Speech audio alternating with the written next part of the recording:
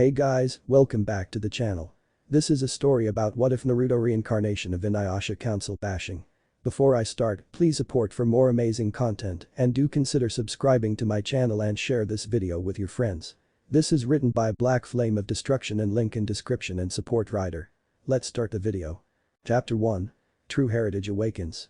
Deep within the forest of death, in the village hidden in the leaves, in the land of fire, the Chunin hopefuls of the year were taking the second part of their Chunin exams. The survival part. Hopefuls from all across the elemental nations were being pitted against each other in a competition of cunning, skill, and survival for the mere chance of being promoted through the ranks. Not to mention the chance to bring honor and prestige to their home village in the biannual Chunin exams. All of the other villages, including a reluctant Hidden Rock and Cloud villages, had sent their genin teams to compete.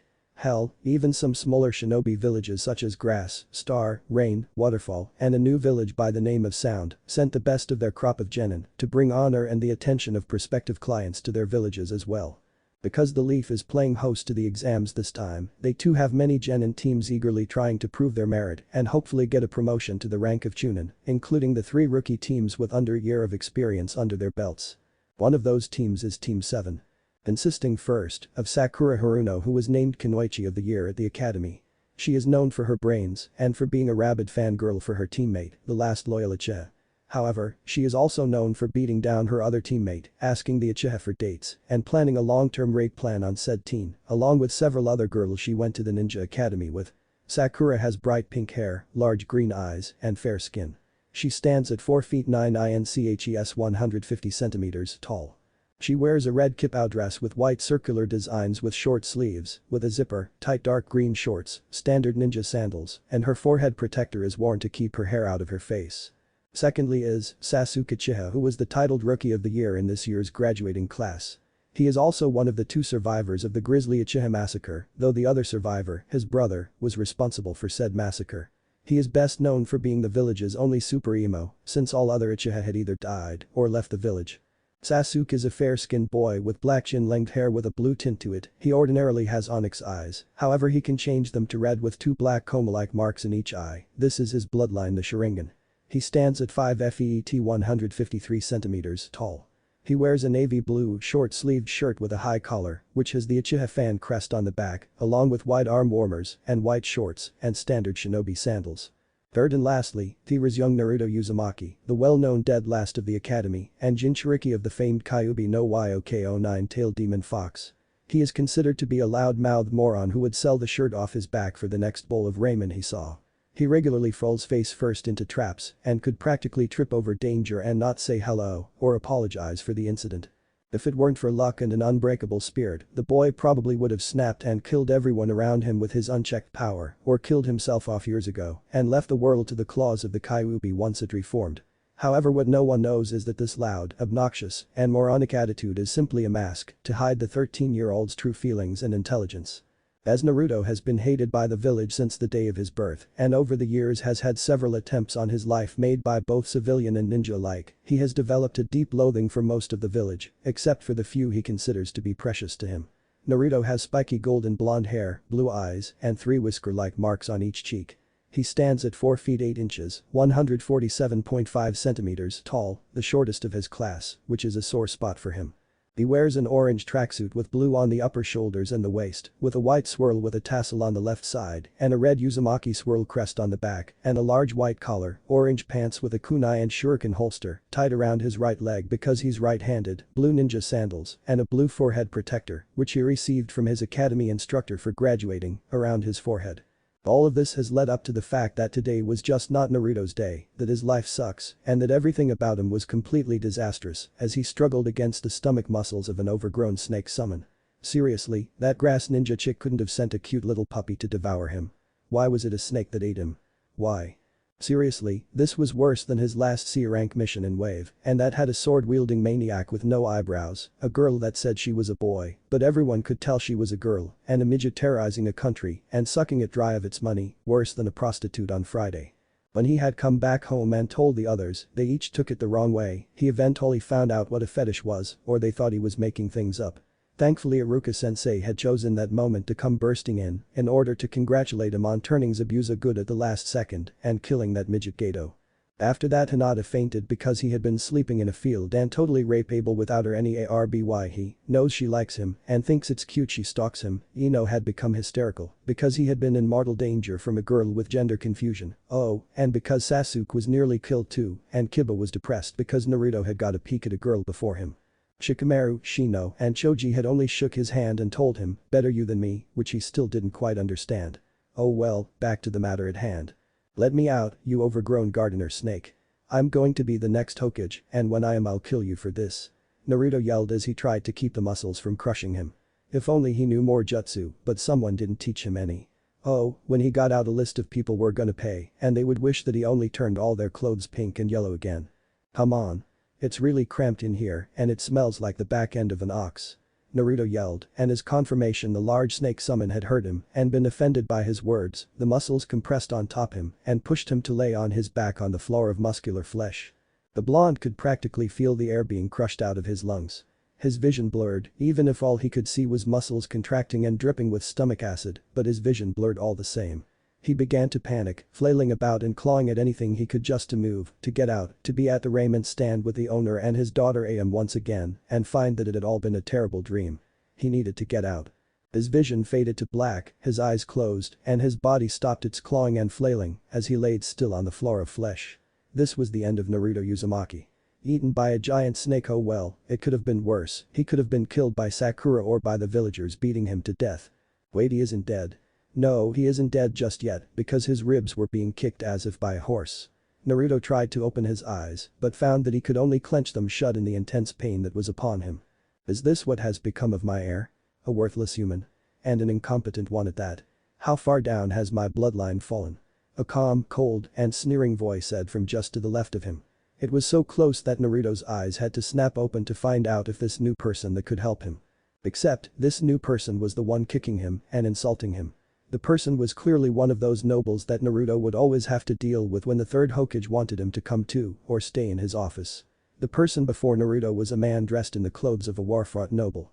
He wore a white kimono with a red honeycomb pattern on the edges, a large black breastplate connected to a spiked pauldron on the left, and what looked to be white fur on the right, matching white Sashinuki hakama that he wore for pants. His feet covered with pointed black boots. On the man's waist rested 3 different swords, which Naruto had no doubt were capable of being used against him and used far better than a simple okay could suffice.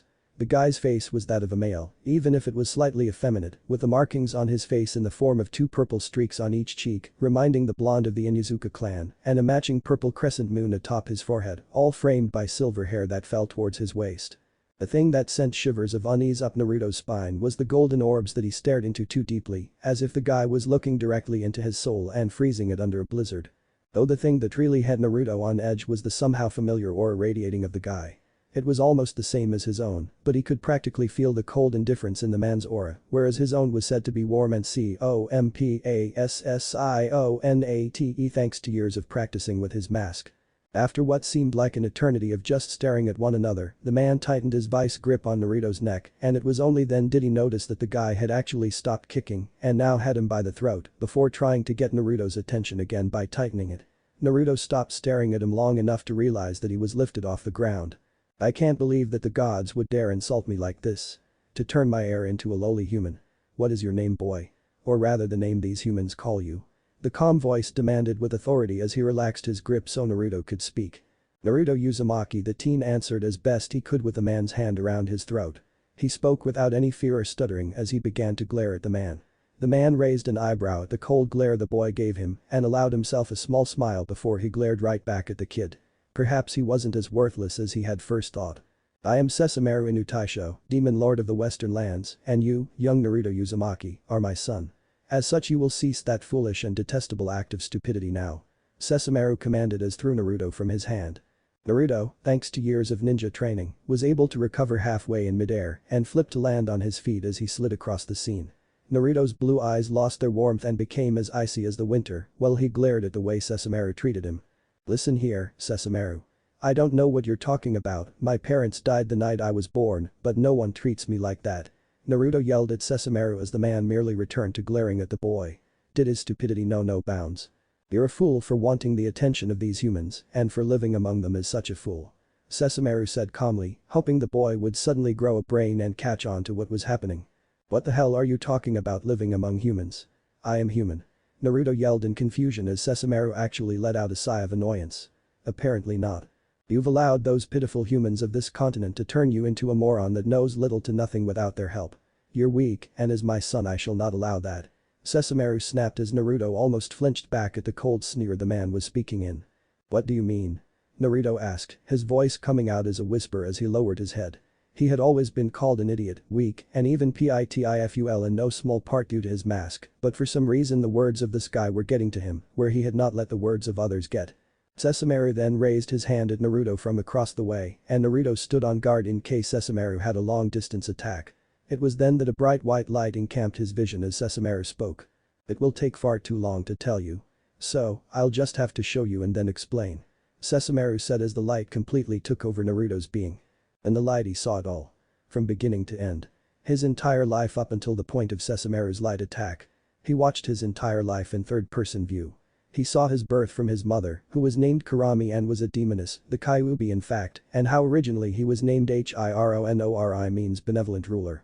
He saw his father, who was apparently Sesshomaru, fight a massive tiger demon to the last bit of his life before sending he and his mother away with the last ounce of his strength to the land of Kurami's birth the elemental nations. He watched as he and his mother were separated due to a leaf Kunoichi, who sort of resembled his mother finding him in the woods while Kurami was bathing and took him back to the village. He saw how his mother on her way to the leaf to retrieve him was stopped and controlled by a man in a spiral mask to attack the leaf in an effort to destroy it.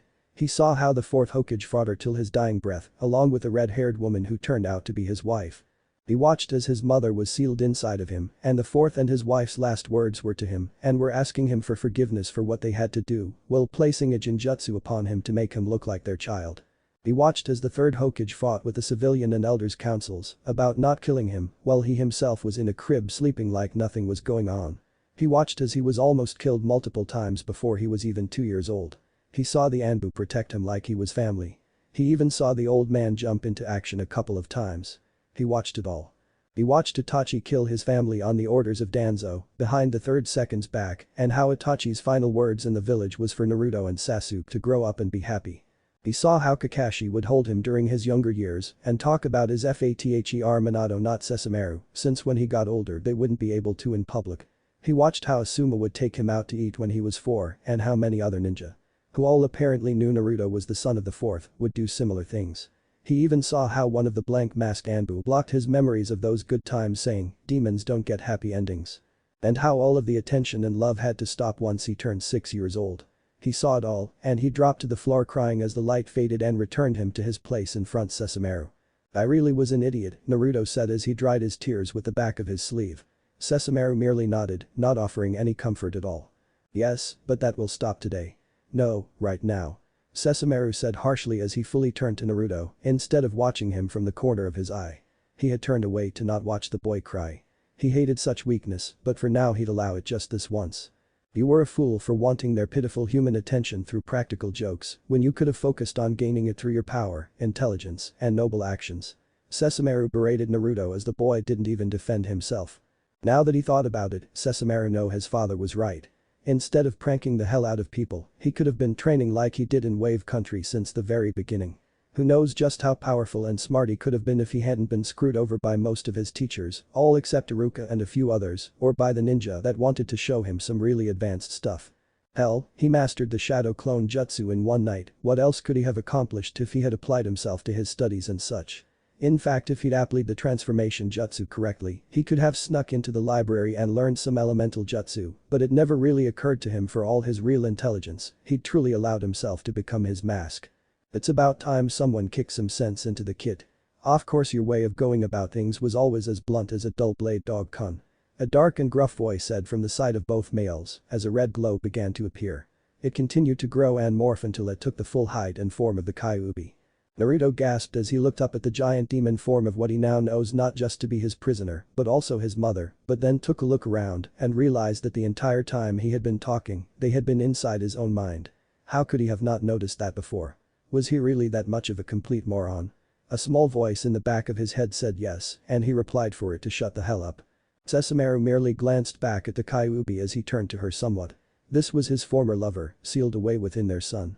While never as powerful as himself, or even that of his father, the vixen was double as powerful the last time he saw her, and even now with only half her true strength, she was far more powerful than his half-breed mutt of a brother. It would seem that his son would be even more powerful than anyone could have thought. "Be silent, vixen. I'll deal with you in a moment," Sesshomaru said as he turned back to Naruto. "You do not give me orders any longer, Sesshomaru. I am the Kyuubi. The nine-tailed fox lady. Master of all foxes and lady of the eastern lands back in those times. As well as being the strongest demon alive since your death," Kyuubi shouted out as Sesshomaru turned back to her. Naruto wasn't sure what was going on, it looked like his parents were fighting, but when Sesshomaru's aura started to pick up and became visible, he knew that his mom was about to be on the receiving end of an ass-kicking.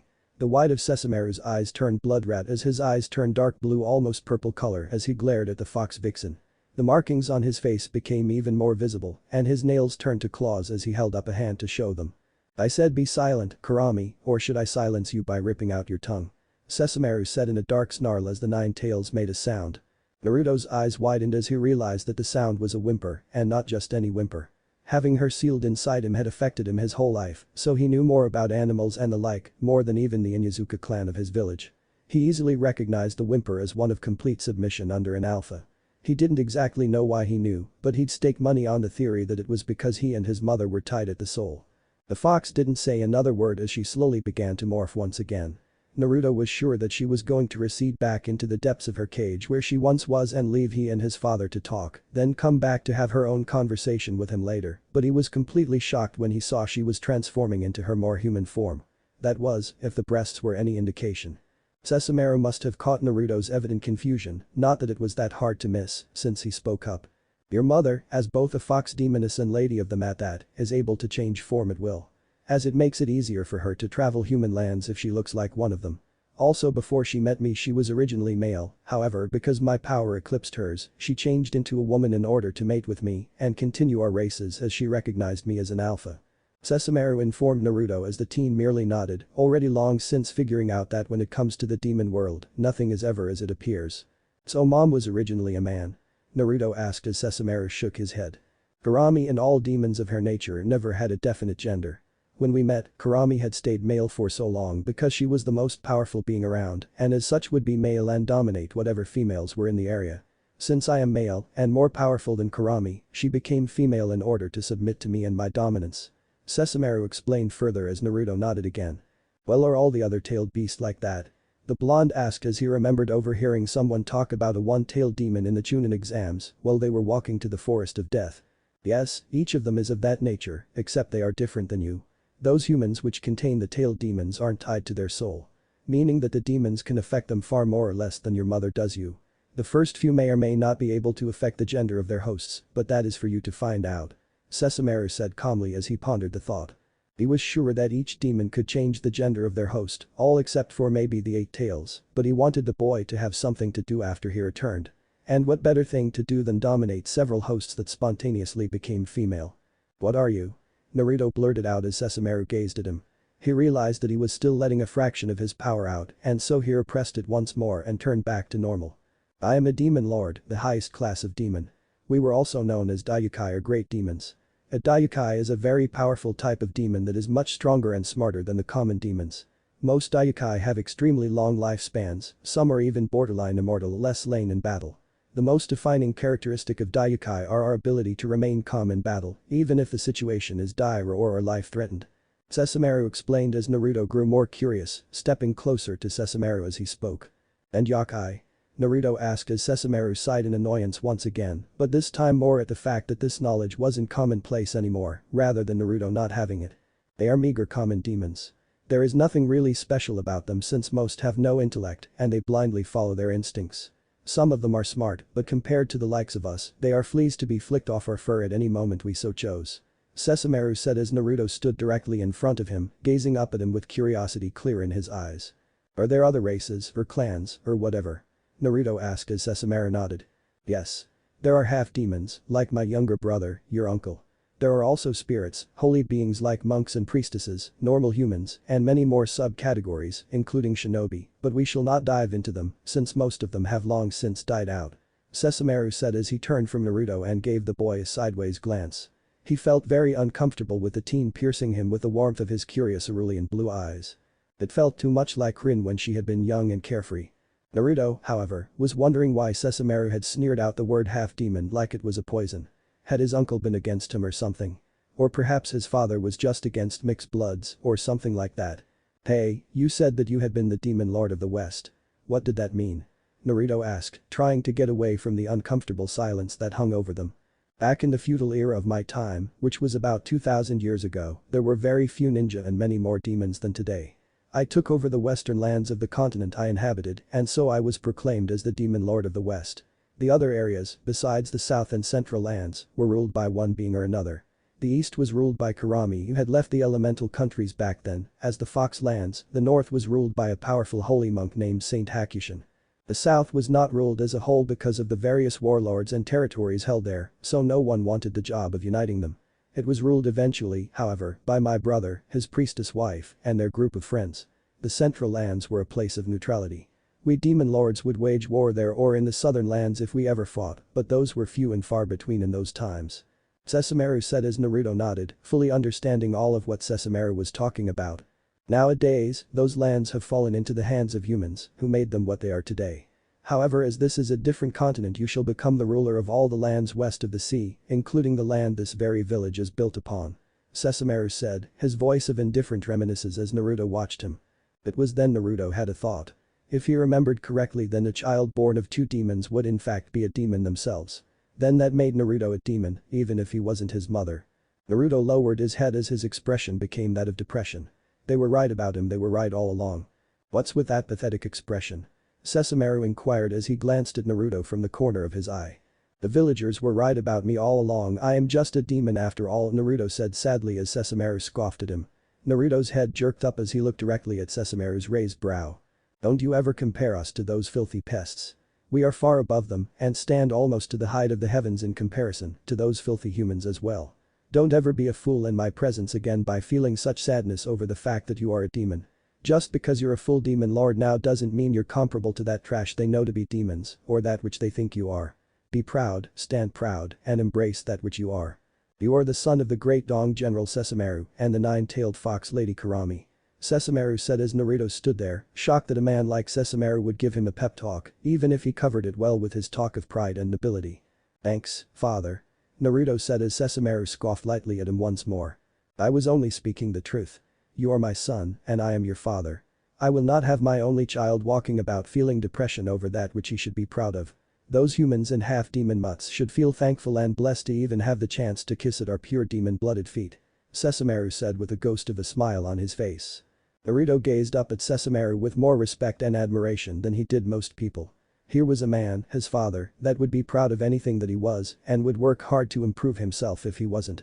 Naruto's respect for the man grew in leaps and bounds just from his words. Naruto could tell that just because Sesshomaru was a demon and probably killed way more than his fair share of people, that the man was alright. He seemed kind, to an extent, smart, brave, and even compassionate if you knew how to see it. Naruto was sure that if he had been raised by the man, that Sesshomaru would have treated him with respect and fairness, again to a certain extent, as well as guided and trained him with a firm hand that every father gives to their children. Naruto then noticed that, as he looked at Sesshomaru's whole body, that the ends of the man's clothes were beginning to fade into specks of light. Sesshomaru himself must have noticed it too, because the demon lord cursed aloud as he narrowed his eyes at the part of him that was fading. Damn, I thought I had more time. Naruto, I am fading. I don't have much time, but know this. We are not exactly the same even though you are my son. You have your soul and I have mine. My soul is leaving, but once I completely fade you, as a last gift from me, you will have everything that I once did in life. That includes my memories, intellect, abilities, powers, and weapons. Everything that was me will be you, but you will still retain yourself. Meaning that you won't become any more like me than you want to. Sesshomaru said as nearly all his bottom half had faded. But wait. We just got talking, and now you have to go. Why can't you stay? Naruto asked as Sesshomaru smiled at him. Actually smiled broad and kindly as he gazed down at Naruto.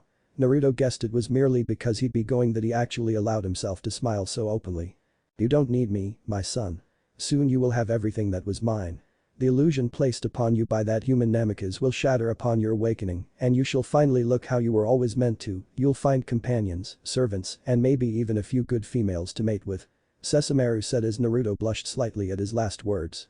Yes, Naruto, you will mate and with more than one. You can have as many as you wish to limit yourself to. I myself had but only 5 while my father had 37. You will have an alpha wife, such as my mother with my father, but after her you can have any female you wish to. Demon, half-breed, or even human if you wish. My first and alpha wife was a human woman by the name of Rin, and the others were demons like your mother, whom you can mate with if you wish, as incest does not exist in demon society, so don't feel discouraged by my views on most. Okay, but will I ever see you again? Naruto said. He liked his father and if he could, would have wished the man to be alive still so he could really get to know him. Not until you pass on, however that shouldn't be for a long time, but like I've been saying for the past few minutes. I am your father and you are my son. I have faith that you will become someone I would be proud of. Become the person I could not be, do the things I could not do, and love all those you hold dear to you as I could not. You are Naruto Sesshomaru Yoko Inuyasha, and you will be a great heir, young and unpredictable Naruto. Sesshomaru said as his head faded, his last words echoing as he disappeared, I believe in you, my only son. I will be great, father. You just watch. I'll raise our legacy once more, from this moment forth. I am Naruto Sesshomaru Yoko Inuyasha, and I will become just as great as you were. I will be the demon lord of the east and the west. Naruto declared as he watched the last particles of Sesshomaru's being disappear. He smiled with newfound determination to become every bit as great as his father, the great dog lord Sesshomaru. Suddenly there was a blinding light that filled his vision before everything went into complete darkness. Naruto Sesshomaru Yoko Inuyasha would become a name and man to be feared. Naruto awoke within the stomach of the large snake which ate him. He was surprised to find himself far more disgusted with that fact rather than panicked by it. He stood up, apparently his own strength was now much greater than the snake's. His body's new strength mostly ignored the muscles which tried to suppress him as he stood with ease, even though the summon was using all its might to keep him down. So, it happened much faster than I would have thought it would. Amusing, but Naruto said, trailing off as he frowned at his surrounds. How dare this filthy creature devour him? Naruto briefly allowed himself to feel surprise at the fact that his every sense had been heightened beyond his previous levels. He could hear, smell, and see everything like never before. After quickly getting used to his new senses, Naruto sniffed out what he thought he had smelt, and it was there alright. This snake summon, and probably all summons now that he thought about it, had some demon blood coursing through its veins. The snake that had eaten him was half demon, a half blood, a half breed. For some reason, probably the part of his father in him, that made his blood boil. Searching through Sesshomaru's memories, Naruto found that the reason he hated half-breeds was because Inuyasha, Sesshomaru's younger brother and by blood his Naruto's uncle, had been one, and because the boy had got their father's, his grandfather's, most feared weapon, the Tsuga. That most terrible of blades should have been his father's, but because of Sesshomaru's disdain for humans, it went to his uncle at the time. Since he knew of compassion and love for humans he could wield it, but he didn't have any need or want for it, not when he had Bakuseiga and Tenseiga, his father's 2 greatest swords.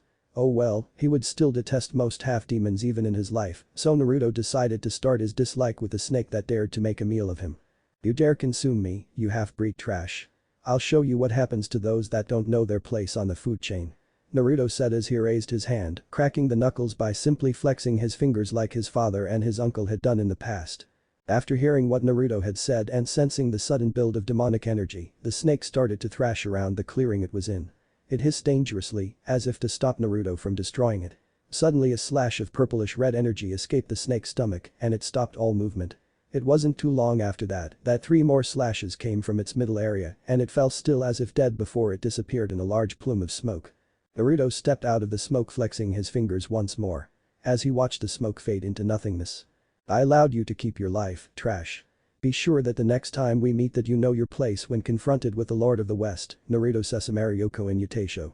Naruto sneered at the smoke as he knew the snake wouldn't die so easily. Naruto looked himself over as he raised a brow. He didn't know that his father's very clothes would become his own while still inside the snake's belly, though it was a major improvement over that hideous jumpsuit he was wearing before. He now wore armor like Sesshomaru's, including the spiked pauldron that covered his right shoulder instead of his left, like Sesshomaru's had. It was attached to the upper section of his cuirass. From Sesshomaru's memories, he knew that when damaged, his armor would automatically regenerate itself using a small portion his demonic energy.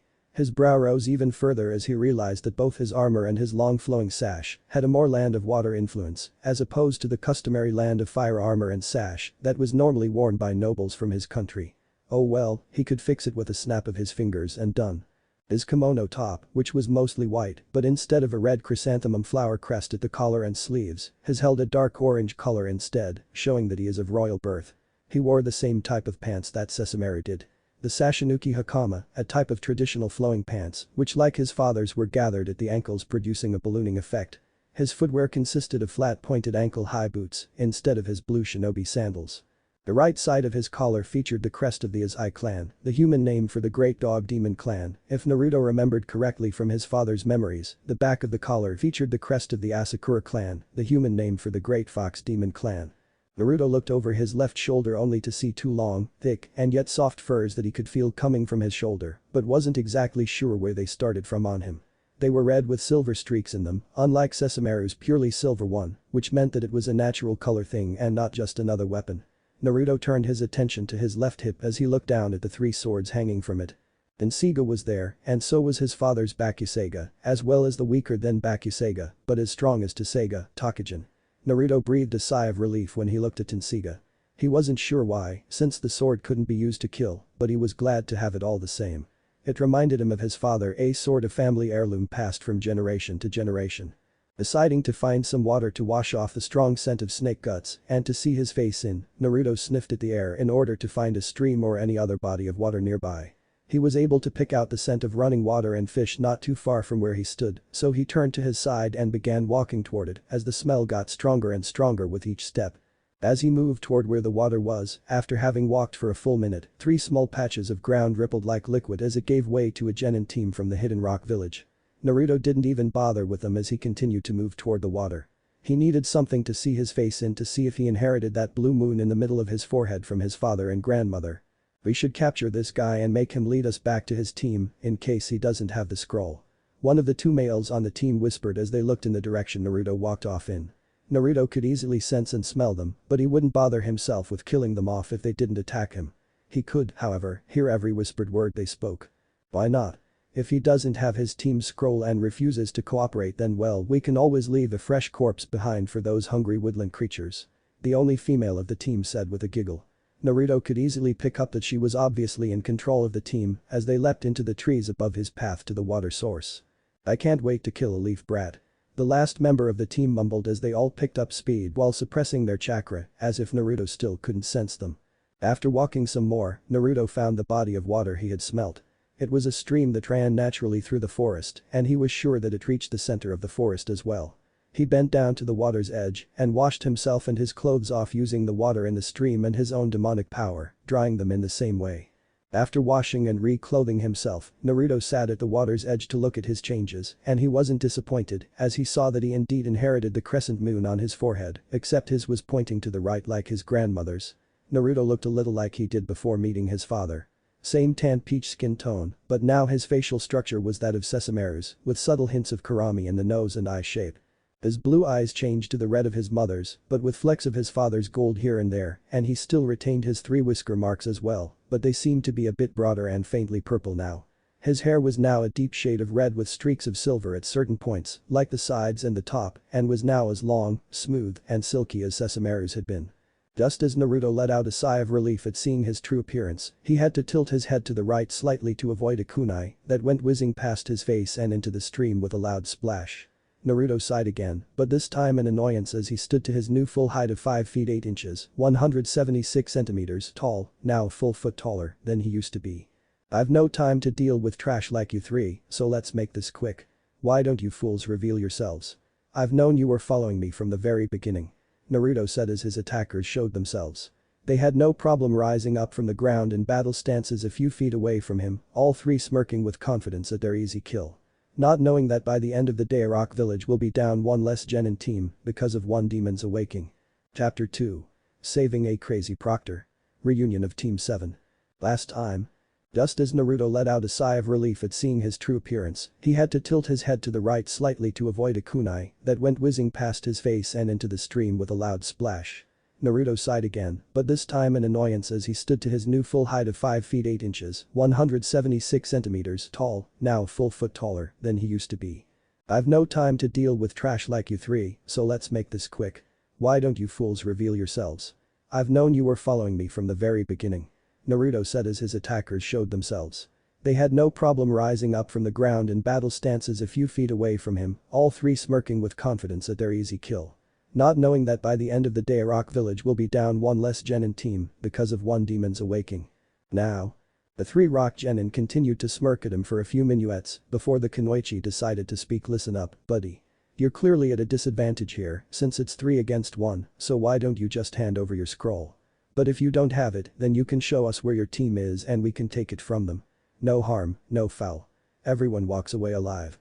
The female leader of the team demanded as Naruto turned his head to the side to glance at the foolish humans that dared to challenge him. Why would I do that, little girl? I don't have any scroll for you to take. It's not like you could even if I had one. Now be gone, trash. Naruto replied calmly as he turned back to the stream to finish observing his reflection. The team was obviously insulted by his words, as he could feel their chakra spike some after he turned away from them. You bastard. Take this. One of the two boys growled as he blurred through hand signs and slammed his hands on the ground. Earth style. Earth Dragon Jutsu. Naruto watched him passively, yet with a raised eyebrow, as a dragon made entirely of stone rose from the ground in front of the shinobi, as it roared at him and then launched itself in his direction. The attack closed the distance between himself and the rock team quickly, slamming into the ground with a large boom, creating a cloud of dust and debris as it broke up more rock and dirt in an effort to crush the redhead into nothingness. After a moment of complete silence, the genin rose up from the ground with a grin. Nice going, Daichi, you just cost us a free scroll just because you couldn't control your rage. The other boy complained, as at the same time the Kunoichi slapped the now named Daichi upside the head. Fuck you too. There are a bunch of other teams out there. Besides, the guy was all talk anyway. Daichi said with a scowl, before he smirked as they waited for the dust to settle so they could see the body or what was left of it.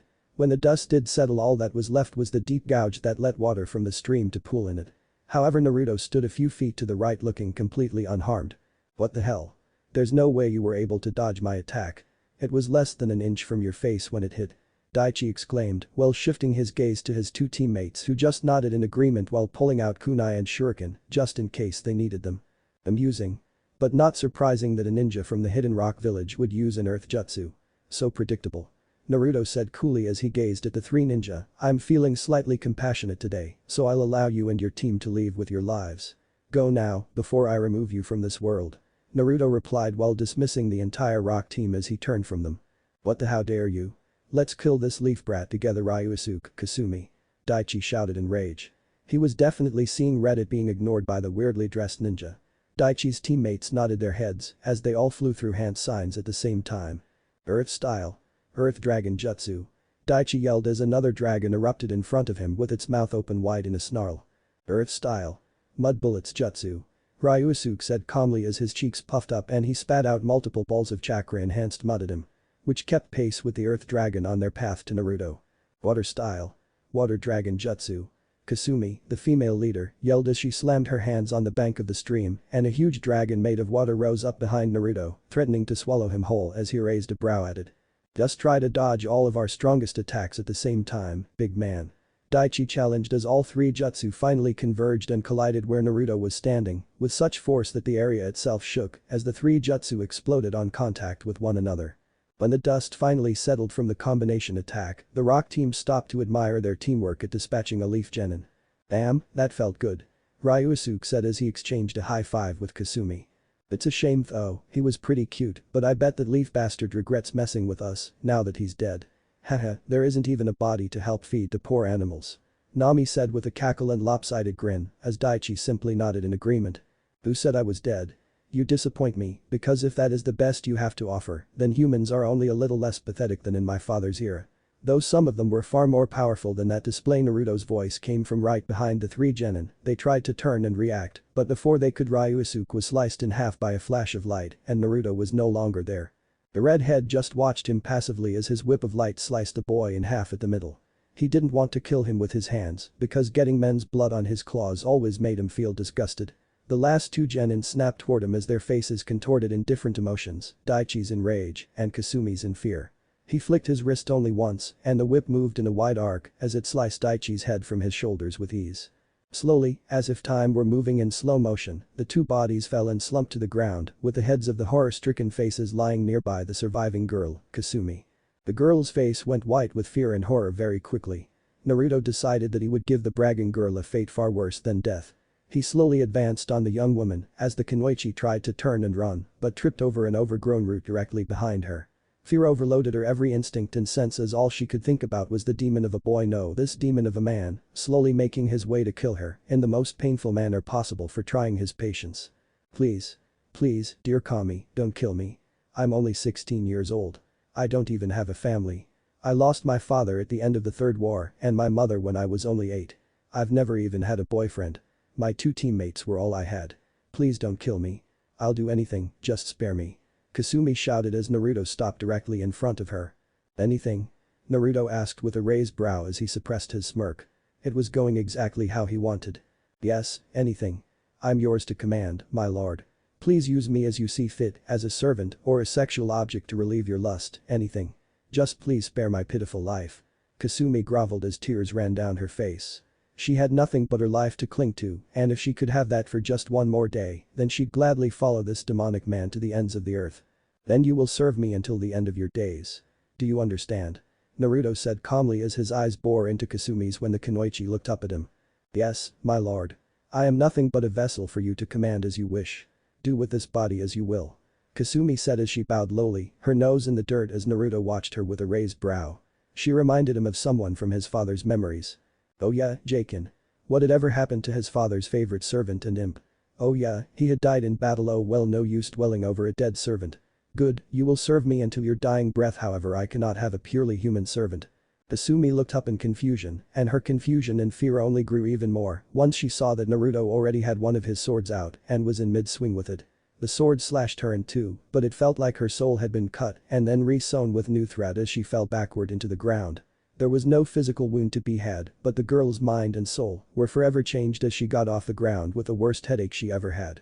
Suddenly information that she didn't have before flashed in her mind, information of attacks and abilities she'd never even heard of before.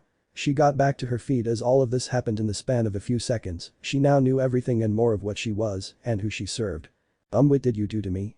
She inquired as she checked herself over to find that some changes occurred to her body while she was seeing the information in her mind. She was now 2 inches taller, standing at 5 feet 4 inches tall, as opposed to her former 5 foot 2 inches. Her bust had increased by a cup size, going from a mid-B to a low C, and her fingernails now looked like actual claws. Also her hair changed color slightly from black to a blackish blue, now her ears are elf-like. And if she looked in the stream she'd see that her eyes were now light blue instead of brown. The most startling changes were to her senses. She could now see, smell, hear, and taste things so much better than before, and she could feel a second energy in her body besides her chakra. Naruto continued to look at her impassively as he resheathed Tenseiga. I have just interwoven part of the soul of a demoness into your own soul. I gave you her powers, abilities, yoki, and knowledge, but left out her memories and feelings. I cannot have my first servant dying because she is human and takes a deadly wound or gets too old and infirm to continue serving my needs. The young woman just blinks at this and asks, so I'm a demon now? What kind of demon exactly? And what was the name of the demoness whose piece of soul I now have? That wasn't in the info I got, my lord. Naruto sighs at her questions, but answers nonetheless in order. Yes, you are now a demoness. You should feel proud of this as you have now risen above your former human teammates. You are now Panther Demoness. The name of the demoness whose soul piece I have given you was Torin. She was an enemy and then a loyal servant of my father, alongside her 3 siblings. Now are there any more questions or can we get a move on? I have a leaf trader to kill and my teammates to find. After saying this he walks past her and back into the forest, back in the direction his team and the grass nin had been last. Kasumi nods at all the information he just gave her and quickly accepts her new race before realizing that her lord has left her standing there as she turns and sees his back retreating into the forest. She quickly scrambles to catch up to him before he's out of sight while yelling, wait for me, Lord Naruto. Please don't leave me behind. After running for a few minuets she finally catches up to him as she walks right behind him and puffs up her cheeks as she asks, why did you start walking without me, my lord? Naruto simply looks back at her out of the corner of his eye and says, I told you, I am in a hurry and you looked content to stand there and ponder the wonders of your new life. Now I hope you can keep up because we're going to be moving fast.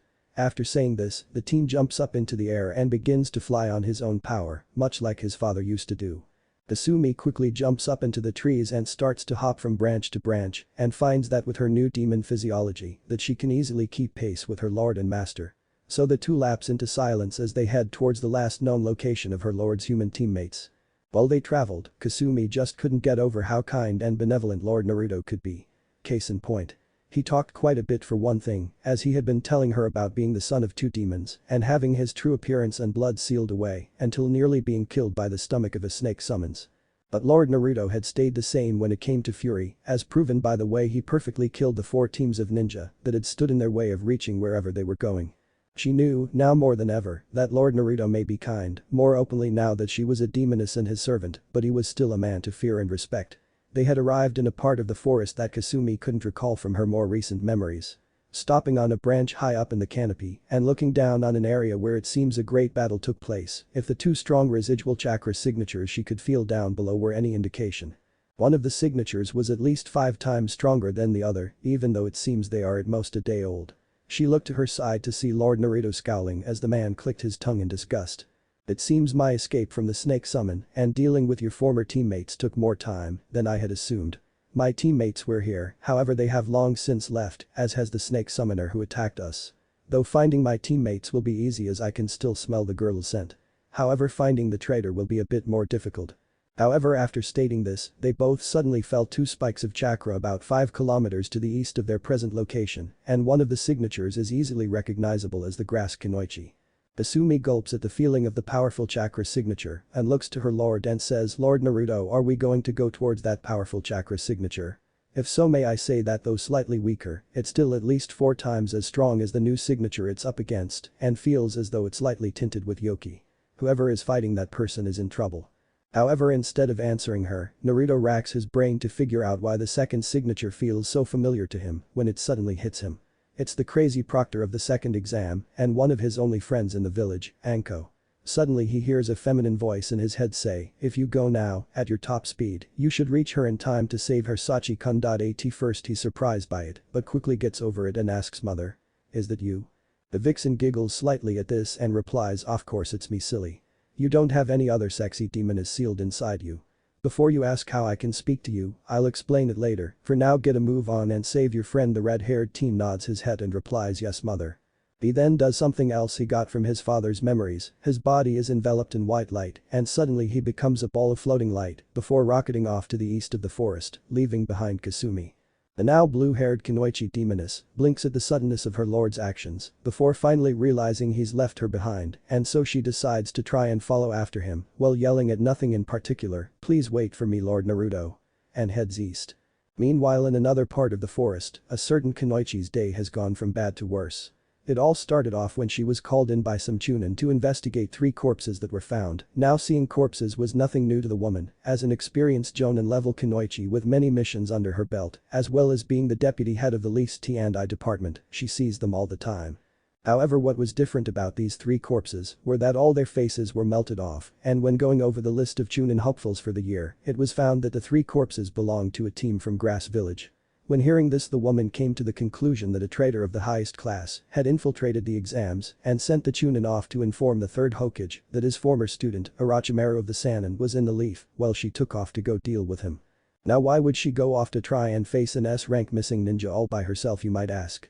Simple, this woman is Special Jonin Anko Midarashi, knowing throughout the village by many names, chief among those being Crazy Snake Lady to the children and Snake Whore to the adults, civilian and shinobi alike. However, more than that, she is known to be the former apprentice of Orochimaru and as such is treated badly for his mistakes. Anko has waited years to have revenge on her former master for abandoning her and the village, giving her a hickey from hell and for all the abuse she's suffered from the village because of him. Now how did her day go from bad to worse? Well, it just so happened that she managed to find her traitorous master, or rather he found her, and after some bantering let her anger get the better of her and attacked him. However, no matter what she threw at him, she couldn't land a hit. He had a counter for every move she made. Even when she attempted to use a mutual death jutsu on him, she found that the Orochimaru she had pinned was just a mud clone. Which leads us to right now. Anko lays on the trunk of the tree branch she and her former sensei have been fighting, her body covered in cuts and bruises. However, the greatest pain is in her left shoulder, where the curse seal that the man now standing in front of her gave her resides, as it burns, causing her to writhe in pain. The snake-like man lifts up his sword, the legendary Kusanagi no Tsurugi grass cutter sword, as he walks towards her while chuckling evilly, "Kuki-kuku. Well, it's been fun, Anko-chan, but it's time to end this little visit.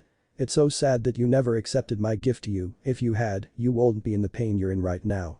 "Oh well, I found a new toy to replace you." Anko grits her teeth against the pain and says, "Shut up, you bastard. The third Hokage and his Anbu should be on their way here about now." Orochimaru laughs harder at this before stating, "Yes, I'm sure they will be. However, by the time Sarutobi-sensei and the Anbu arrive, I will be long gone, and you, my dear Anko-chan, unfortunately will be dead. I do apologize, know that it isn't personal, you will always be my cute little apprentice to me, but I must send a clear message to Sarutobi-sensei." He raises the Kusanagi into a position for a downward strike as he now stands 4 feet from her. Anko's vision starts to become blurry as the pain from her wounds and her curse mark begins to become too much for her, and as she watches his blurry figure coming closer and closer to her, all she can do is inwardly curse at still being too weak to defeat him. However, hope returns to her when she sees the Sannin stop in his tracks 3 feet from her as a ball of intense light arrives from nowhere, blinding in its intensity, before morphing into the figure of a man with red hair, and that is the last she sees before going into blissful unconsciousness.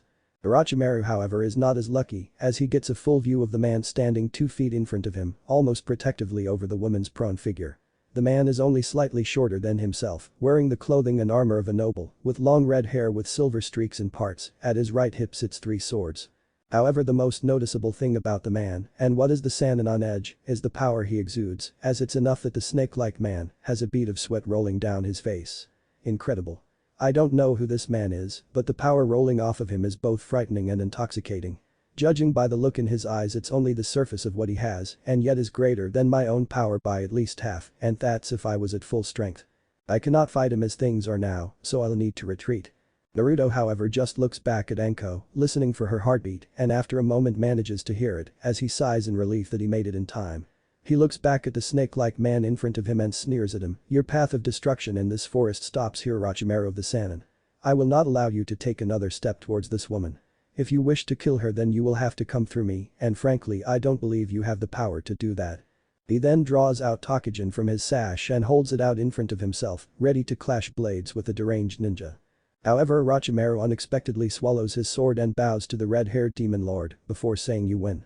I won't kill little Anko-chan. I'm no fool, as things are right now I have been in 2 battles already and have lost a great deal of my chakra, I'd be no match for you. So this time I think a tactical retreat is in order. However, before I go, would you be so kind as to tell me your name?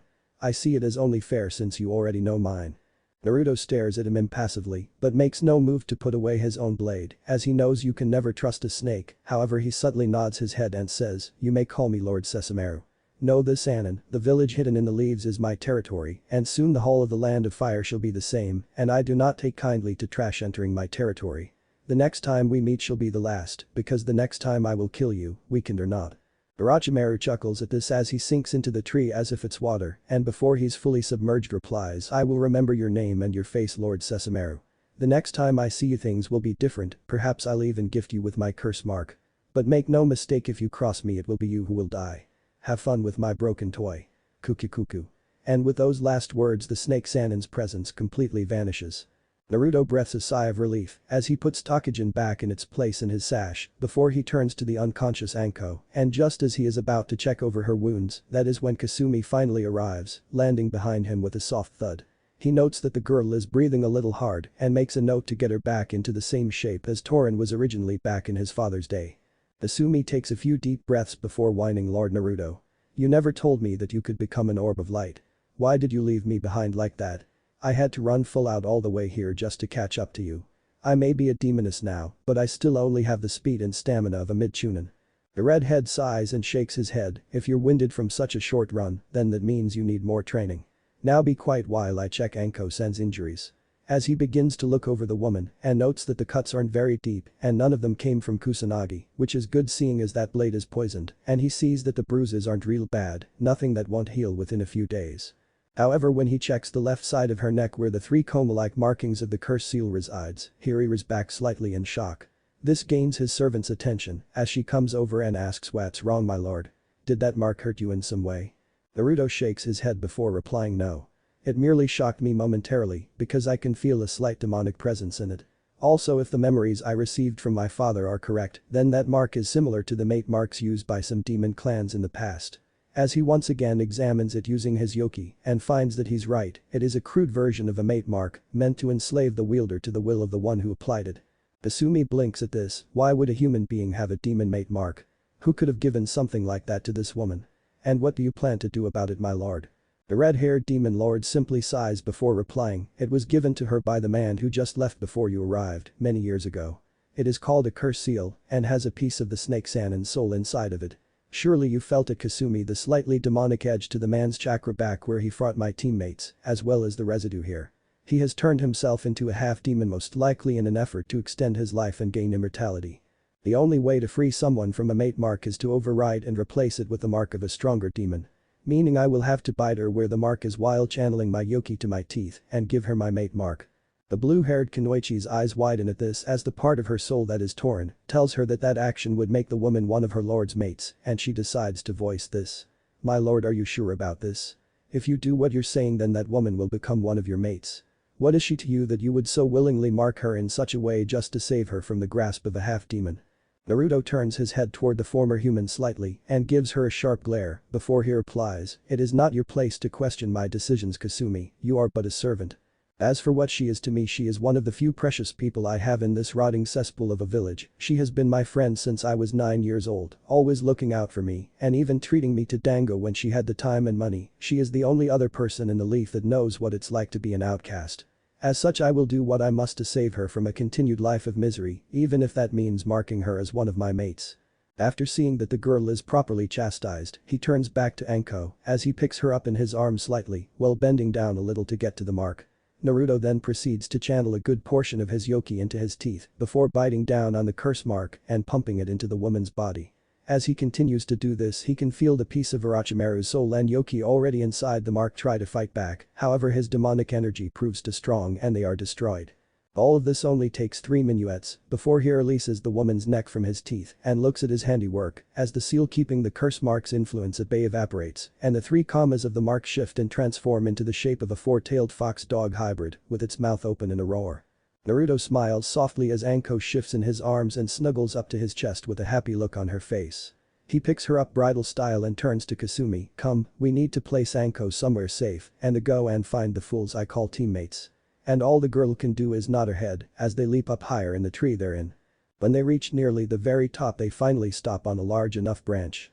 Naruto walks over and places Anko down with her back against a tree's trunk before moving the hair out of her face gently and saying, I will be seeing you again very soon, my snake princess, until then rest well and enjoy the gift I have bestowed upon you. But that he turns and walks back over to his servant and motions for her to follow him as he takes off into the trees in the direction he can still smell Sakura's scent.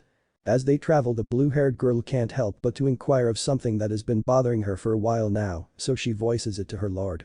Lord Naruto, I was wondering why didn't you heal her wounds? Though the cuts weren't very deep, there was still a lot of them and she could bleed out.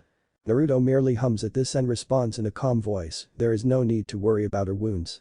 Even at the very moment we left, all the cuts and bruises upon Anko's body were beginning to heal.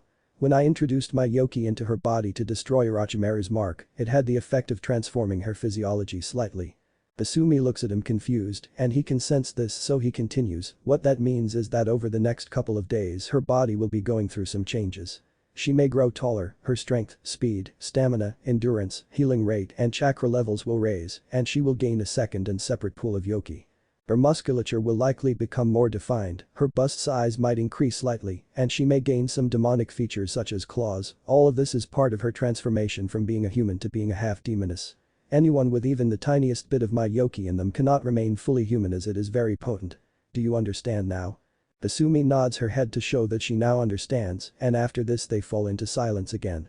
However, throughout their trip towards her lord's teammates, he pumps her for information on the elemental nations and all the other ninja villages especially. She informs him of everything she knows, including information on her village of rock, informing him that they too have an old leader in the form of the third Tsuchikage, Enoki, also known as the fence-sitter, and that besides the old man, the strongest ninja in her village is his son-in-law Katsuchi. Eventually night begins to set in and they finally reach the location of his team, which is a hollowed-out tree in a bit of a clearing. However, Naruto opts to stay outside of the range of his female teammates' vision and senses and orders that they keep their chakra and yoki suppressed and to rest on the tree they currently stand in. The demon lord then lays against the bark of the tree and closes his eyes while the servant continues to watch the clearing, seeing that the pink-haired girl is staying awake and keeping watch as if expecting to be attacked. After watching for 2 more hours, the young woman becomes tired and falls asleep. When she awakes the next day, it's to what sounds like a battle, thinking that her lord is fighting, her eyes snap open in an instant, only to find the young man sitting on the tree branch still.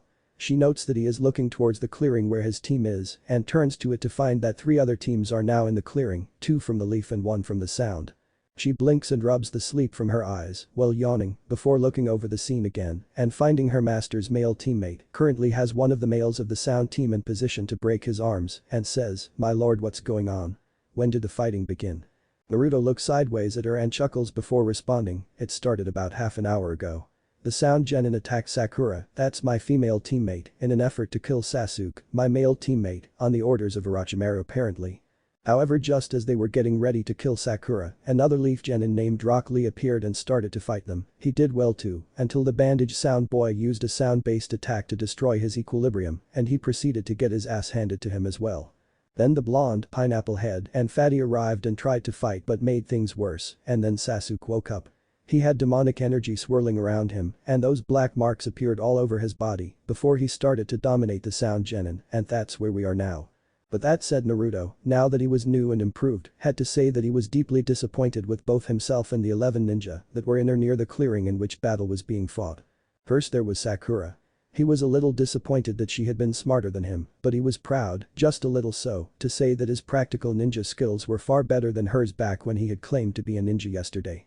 She was book smart, but besides that, right now she was weaker than any other normal human.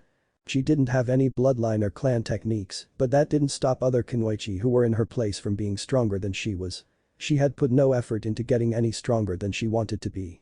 It was only thanks to Kakashi teaching her some first aid and a few low-level genjutsu that she wasn't still at academy level. In fact, he wasn't sure if she knew any offensive jutsu, but it didn't matter to him. The next disgrace to him was the boy who had thoroughly wiped the floor with him just a few days ago. Rock Lee. The boy had no genjutsu or ninjutsu, but Naruto was glad to say that the boy's blows were almost at his uncle Inuyasha's level from his father's memories.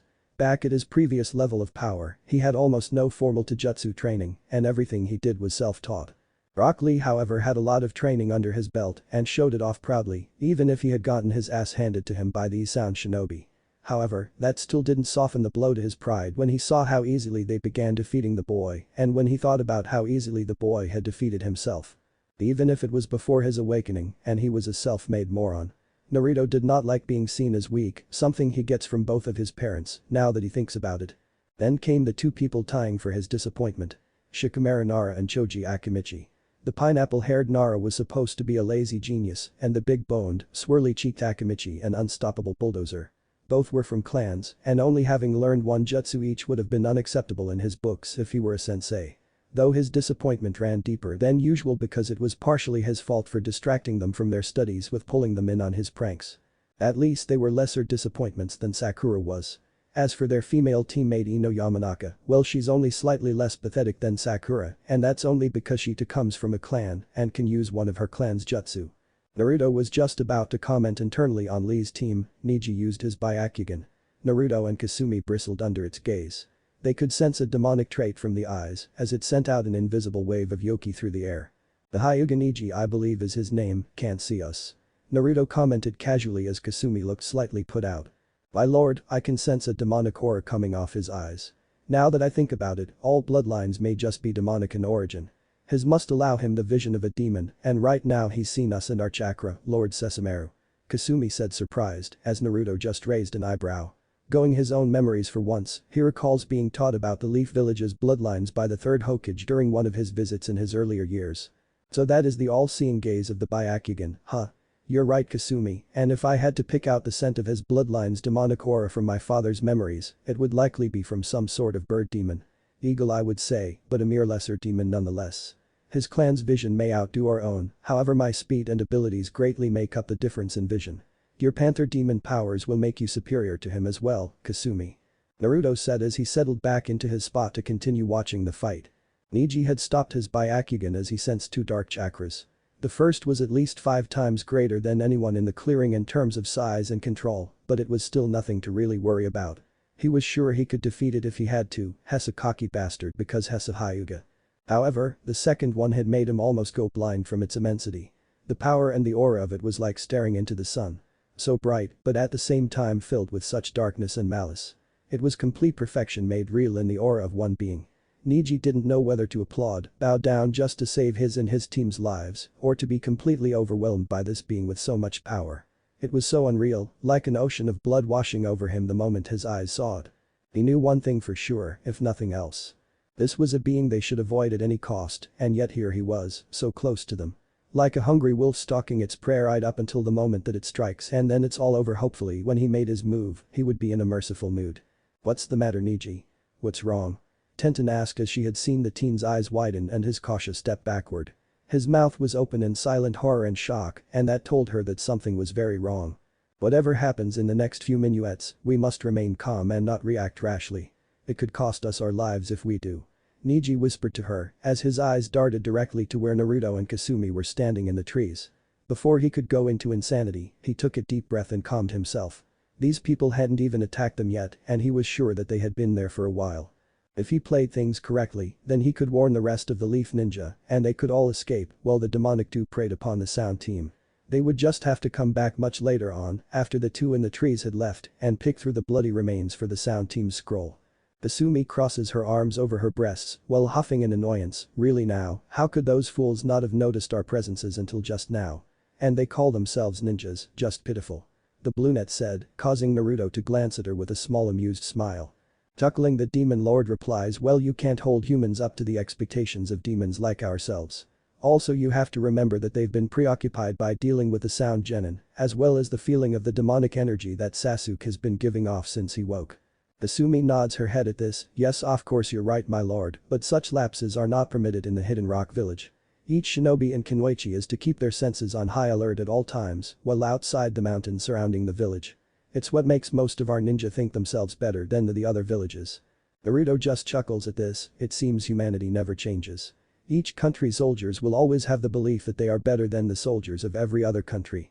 Naruto is snapped from his thoughts when he hears the sound of breaking bones and finds that Sasuke finally snapped the arms of the Sound boy without bandages around his face, Zaku if he remembered correctly, and proceeded to kick the boy away before turning the last remaining Sound genin.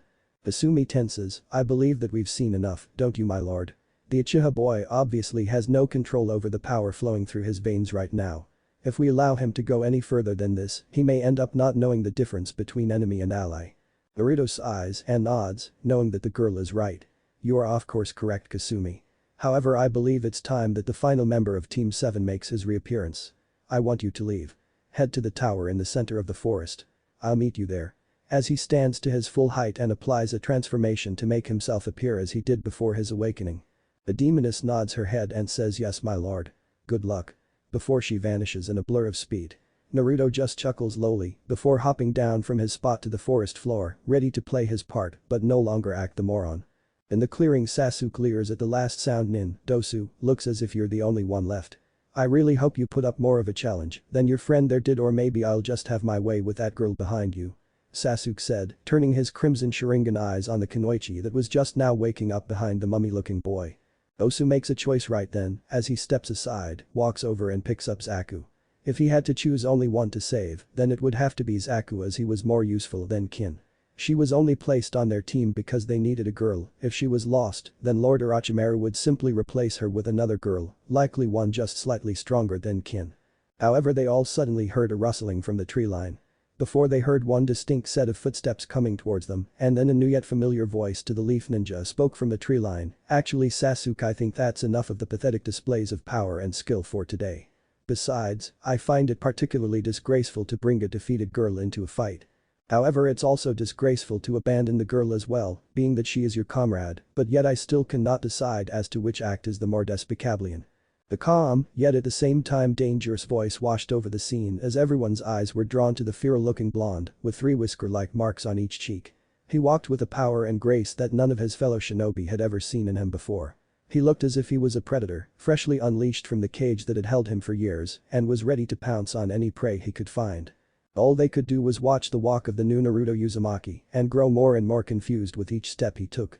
Each person in the clearing had a different reaction to the blonde teen's sudden appearance. Shikamaru, Choji, and Niji could only wonder where the hell he came from and why he hadn't appeared sooner. Ino sighed in relief seeing her fellow blonde was okay, as she had been worried about him. He may be an idiot in her opinion, but he was still her friend. Denton was cautious, ready for Naruto to turn out to be an imposter and have to possible fight for her life. Kin looked into the boy's eyes and could see something that she had never seen in a human being before, a complete change in personality. His blue eyes held an iciness that hadn't been there in the first test, and he looked as if he might kill every person in the clearing if they pissed him off. But there was still that same warmth and kindness from before, and it made her shudder that someone could be such a contradiction after only a few days. Dosu could feel something was off about the blonde, but couldn't quite put his finger on it. Sasuke was uninterested at the reappearance of the so-called dope and just wrote off his new attitude as him trying to seem cool. However, Sakura wasn't silent in her shock. "Naruto, you moron. Where the hell have you been? We could have used your help earlier." Naruto's eyes looked to the pink-haired girl, and the glare she received was enough to silence her. "Shut up, Haruno. You have no idea the shit I've been through since we were separated by that wind jutsu. You try being swallowed by a giant snake, then having to figure out a way out of said snake, and once you do, having to find somewhere to wash off all the muck and stomach acid from yourself. Then being attacked by a team of rock shinobi who were intent on killing you because you look like the fourth Hokage, don't have a scroll, and won't take them to your team, so you're forced to kill them. Then having to deal with 4 more teams that you had to kill, all so that you could find your so-called teammates who just abandoned you like trash. Go through all of that and then talk to me. Until then, shut your bitchy mouth." All the Leaf Ninja are surprised by the blonde's verbal attack on his teammate. Never before have they seen him snap at her, not even when she would constantly hit him and berate him. However, here he was snapping at the girl he was supposed to have a crush on. Also, what shocked most of them was the sheer fact that he claimed to have killed 5 other teams on his way there. Sasuke, however, just scoffs at his teammate's words. "Yeah right, dope, like a weakling, like you could kill 1 team by yourself, let alone 5. No, if you're done being a distraction, it's time for me to finish these sound ninja." Before turning back towards Dosu, who tenses up, preparing for an attack. But it never comes. As the dark-haired Avenger is suddenly doubled over, coughing up spit and holding his stomach, and standing in front of him is Naruto. Just after the Uchiha heir turned back around to face the sound shinobi, the blonde, having enough of being written off as weak by Sasuke, vanished from his spot faster than most could see and gave his teammate a left hook to the gut, knocking the wind completely out of him and bringing him to his knees. Naruto turned slightly to Dosu. "What the hell are you still doing here? Grab your teammates and go. But leave your scroll." Dosu, deciding not to look a gift horse in the mouth, does just that. He sets their heaven scroll down, picks up Zaku, hefts Kin to her feet, and says, "We will take your most generous offer. But make no mistake, this won't be the last you see of us." And with that he hops off into the forest with his teammates. This doesn't go over so well with the blonde's teammate, as the now recovered Sasuke attempts to kick Naruto in the head while Hess distracted. However, the blonde effortlessly catches his leg with one hand and turns towards him. "What the hell do you think you're doing, Sasuke? Attacking a teammate is frowned upon by the Leaf Shinobi Code of Conduct. You'd better have a damn good reason for trying to kick my head off while my back was turned." The Uchiha heir just sneers at his teammate, the curse mark still covering his body. "You just cost me my punching bag's dope. What right do you have to come in here and get in the middle of my fight? Those were my opponents you let escape, now I need to blow off some steam and you seem like the perfect target. Besides, one turn deserves another, after all you attacked me first." The blonde shakes his head and sighs. "I attacked you to stop any further bloodshed. The Sound Genin were defeated and you were just trying to prolong their suffering to feed your ego. But if you think that I'm the same weakling I was yesterday, then you have another thing coming at you. That power you're using now isn't yours, but you know two can play that game." And with that he tosses the boy away into a tree. Sasuke rights himself in mid-air and sticks to the side of the tree before crouching down and preparing to launch himself at Naruto. Well said, blonde crosses his arms as red chakra begins to surround him, making his fingernails grow into claws, his whisker marks darken and become more defined, and his canine teeth lengthen slightly before the red chakra recedes, and when he lowers his clawed hands, they can all see his eyes are now red and slitted.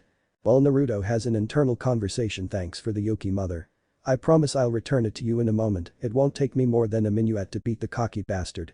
Kurami giggles lightly in response. "It's fine, Sachi-kun, you never have to thank me. It's a mother's responsibility to help her child in any way she can. Now show that little brat that his monkey marbles are nothing compared to the power of a demon." At a silent signal, the 2 males of Team 7 launch themselves at each other. As they meet in the center of the clearing, Naruto ducks under the dark-haired boy's left hook and lands his right one to the boy's cheek, sending him crashing back into the tree he just springboarded from, leaving an indent of his body and having the effect of knocking him out. As Sasuke's unconscious form falls from the tree onto the ground, Naruto's whisker marks, eyes, nails, and teeth go back to normal. Everyone is shocked by the turn of events, however it's Ino who breaks the silence. "What the hell was that? Naruto, since when were you so strong? All throughout the academy you were always the weakest guy, well, second weakest since Shika is the actual weakest, but still, how did you do that? The other blonde just smirks at her in response before walking over and slinging his teammate over his shoulder. He then turns to everyone and says, who here has both scrolls required to pass this part of the exam? Shikamaru sighs but responds, it's troublesome, but we have both scrolls. As Niji lifts Rock Lee up off the ground and says, we too have our scrolls. But I fail to see where this is relevant. Naruto just ignores this comment, turns and begins to walk towards the tree line, before stopping just before entering the forest proper again. We have all the scrolls we need as well. I say the 9 of us head to the tower together. That way if we encounter any other teams, we can quickly subdue them and continue on our way. I've had enough of this forest. And with that he heads into the forest, in the direction of the tower in the center. The others standing there are momentarily shocked, none more than Sakura, but they quickly decide to take the blonde boy's advice and go after him. However, they quickly find that no matter how quickly they hop from tree to tree, Naruto continues to stay ahead of them by simply walking. Each person can only continue to wonder at the changes in the blonde. Sakura, however, is the most confused out of all of them, as she continues to follow her teammate towards the tower. She can't help but to think, what happened to you out there, Naruto? Why have you become so cold and distant to me and Sasuke-kun?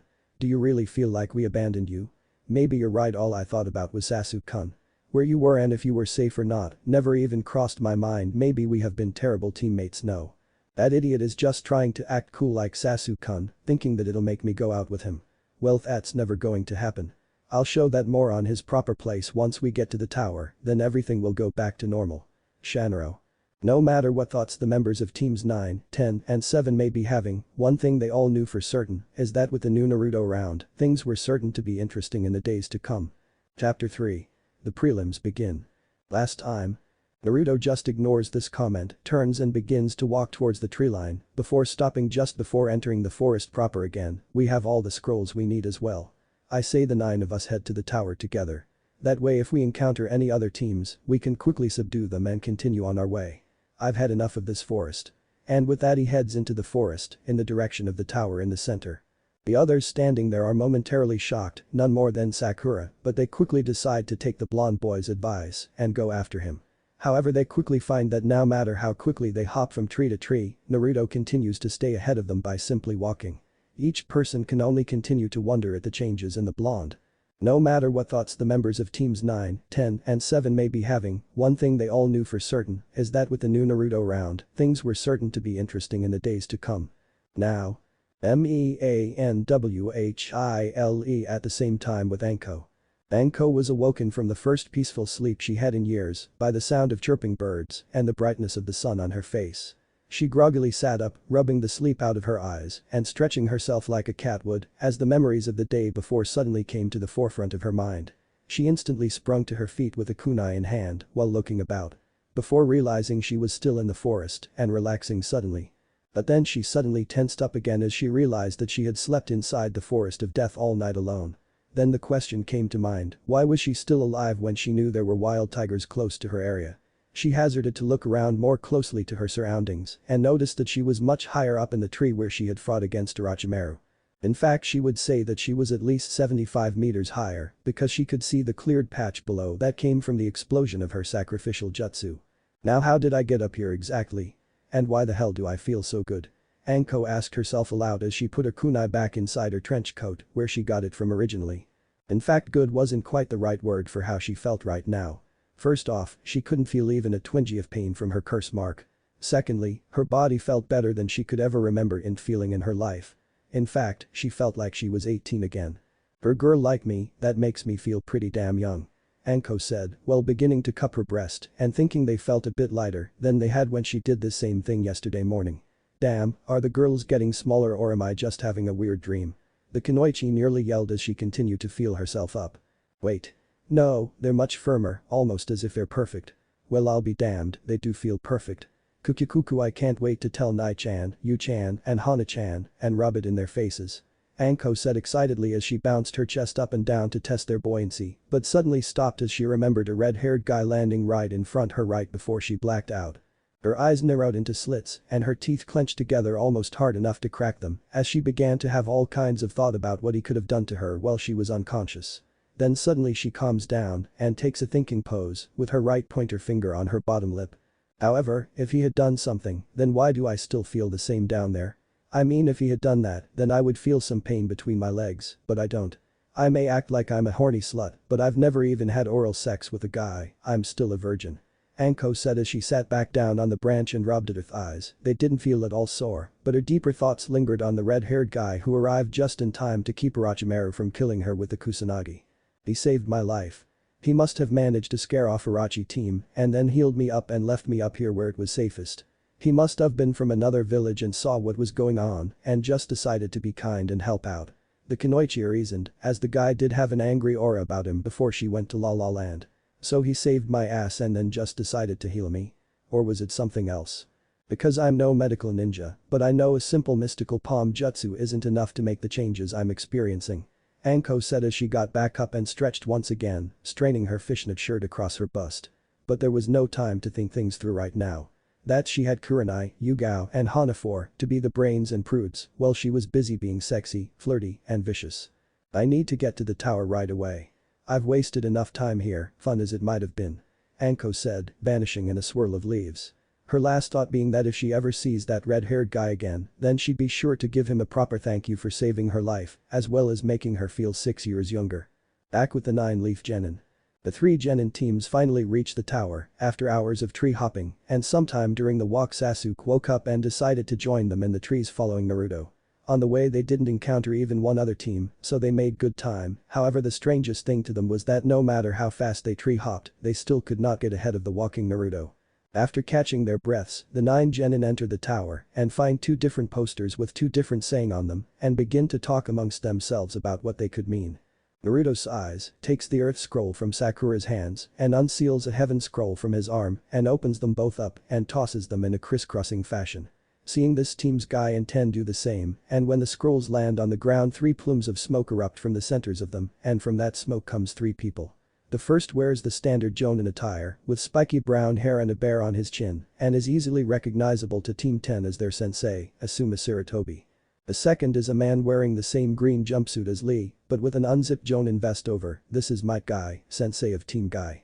The last makes Naruto smile slightly. It's a man with brown hair done up in a spiky ponytail, with a scar across the bridge of his nose, wearing the standard attire for a leaf shinobi, with a light green chunin flak jacket. This man's name is Iruka Yamino, a teacher at the academy, and one of Naruto's few precious people.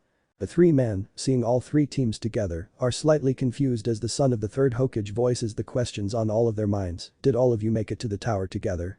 As he takes a drag from his freshly lit cigarette. What munch are you all doing here, munch Asuma-sensei? Asks Choji through mouthfuls of a new bag of chips, which he took out of his kunai pouch, finally asking the question on all the genin's minds. Allow me, the leaf's resplendent green beast, Might Guy. To explain it to all of you youthful genin. You see, the test was set up so that when you obtained both scrolls and made it to the tower where you could open them, your Jonin sensei would appear to greet you and prepare you for the next phase of the exam. The older version of Lee explained with a smile and surprisingly to the other 2 men, without yelling. Asuma and Iruka looked at the man as if he was sick because of it. However, Sasuke ever the jackass just had to put in his 2 ryo worth. That still doesn't explain why you're here instead of Kakashi, Iruka-sensei. The scarred chunin just rubbed the bridge of his nose in frustration at his former student's blunt statement and the fact that his attitude hasn't really improved since being put on Team 7. To answer your question, Sasuke, when this portion of the exam started, I volunteered to replace Kakashi for Team 7. I really wanted to see how well you all did. As he looked over all his former students, but his gaze lingering a bit longer on Naruto as he noticed that the blonde looked to be very clean for having spent 2 days inside a place called the Forest of Death. However, he lets it slide as he can tell from the chakra that it's really Naruto standing in front of him. After a few more minuets of conversation, the question of what the board behind the adults was supposed to mean came up. So they explained to the teens what it meant and how it related to the exams before excusing them to go and get some much needed rest as there were still 3 days till the end of the second exam. So with that in mind, the 3 teams went their separate ways to each find their assigned rooms within the tower. Sakura and Sasuke followed their blonde-haired teammate silently, still finding it hard to believe how much he changed within 2 days, but decided to wait to question him about it until they were in their room. However, when they reached the room, Naruto continued to walk on, which surprised the 2. However, it was Sasuke who decided to open his mouth about it. Hey, where you going, dope? Our room is right here, you moron. The duck-butt-haired youth called out, however the blonde simply ignored him and continued walking. The Uchiha heir was about ready to go after Naruto, however a hand on his shoulder stopped him. Surprisingly to him, it was Sakura who had the common sense to stop him from doing something stupid. Don't waste your time on him, Sasuke-kun. Let's just go inside so that we can wash up, change our clothes, and I can fix up my hair. The pink-haired girl said as she ran her hands through her now unevenly cut short hair. At first her tone started off serious, but then went right back to her usual fangirlish tone at the end while she proceeded to open the door for the object of her affections. Sasuke on the other hand just sighed at the attitudes of his teammates before leading the girl inside so that they could bathe and whatnot while at the same time Naruto never even looked back once. After about 10 minutes of walking, Naruto comes to the door of another room within the tower and proceeds to knock on the door. Not a moment later the door swings open to reveal Kasumi. The panther demoness smiles upon seeing her master even though she inwardly scowls at his transformed image before she bows low at the waist. Lord Naruto. You made it. I'm so happy to see you my lord. I've been so bored sitting here while you were out in the forest playing around with those leaf brats. Naruto chuckles at the girl's exuberance before putting on his serious face and biting her to rise before he addresses her. Kasumi, why do I feel 2 other chakra signatures in the room? What did you do? This causes the brunette to chuckle nervously before she bows her head. Please forgive me my lord. But I could not enter the tower alone, so I found one of the other teams from Rock. I fought with them, showing them the powers you granted to me by changing me, and gave them the choice to serve you or die. They all swore allegiance to you my lord. However the girl presented a problem. One I solved by sealing her in a storage scroll and taking her place on the team under a transformation. Naruto put his hand to his chin and thought for several long minutes before finally coming to a decision on what to do. Raise your head Kasumi. I'm not angry at you, in fact I'm proud of you, for you have found my first human vassals. Later I will have to give them a test of their loyalty, however right now isn't the time. I didn't come looking for you to scold you, I came here for another reason. Kasumi raises her head to look at her lord and when she looks into her eyes, she can see an emotion that she's seen many times before, mostly in the males of the rock village when looking at her, and that emotion is lust. She shivers at that look before, looking deeper and seeing frustration and aggravation as well, before giving him a seductive look. What can this humble servant do for her lord? The blonde growls as his transformation comes undone and he leans in next to her left ear. Don't play games with me. You know what I want Kasumi. Now get rid of the 2 human boys and see to the needs of your master, just as Torin used to do for my father when none of his mates were around. All the panther demoness can do is shiver at the feeling of the demon lord's breath on her ear and nod her head. 10 minutes later the 2 rock shinobi are standing guard outside the door to the room as the one on the right who has buzz black hair and a stocky build turns to the other who has short brown hair and a thin build. I can't believe we've been relegated to guard duty while they're in there screwing. The thin one turns to his teammate and friend, I know, but hey we all have needs, and Lord Naruto looked like he was really in need of a good romp. Though they could have activated that silencing seal before Kasumi-sama's first moan. I don't know about you, but now I have a raging heart on. The stocky one nods in agreement with his fellow shinobi before they both just go silent and do as they were ordered to by their new lord and master. About 4 hours later, Naruto and Kasumi come walking out of the room, the redhead straightening his clothing before reapplying his transformation into his former self, while the girl is limping slightly but has an expression of bliss on her face. Naruto turns to the 2 boys to address them. You both did well. Now for your next order, when the preliminary rounds begin I want each of you to do your best but ultimately lose your fights. Your actual female teammate will be given the order to win her fight so that it doesn't seem suspicious. The 2 boys scowl at this, but then nod in agreement with their heads bowed before he turns to Kasumi.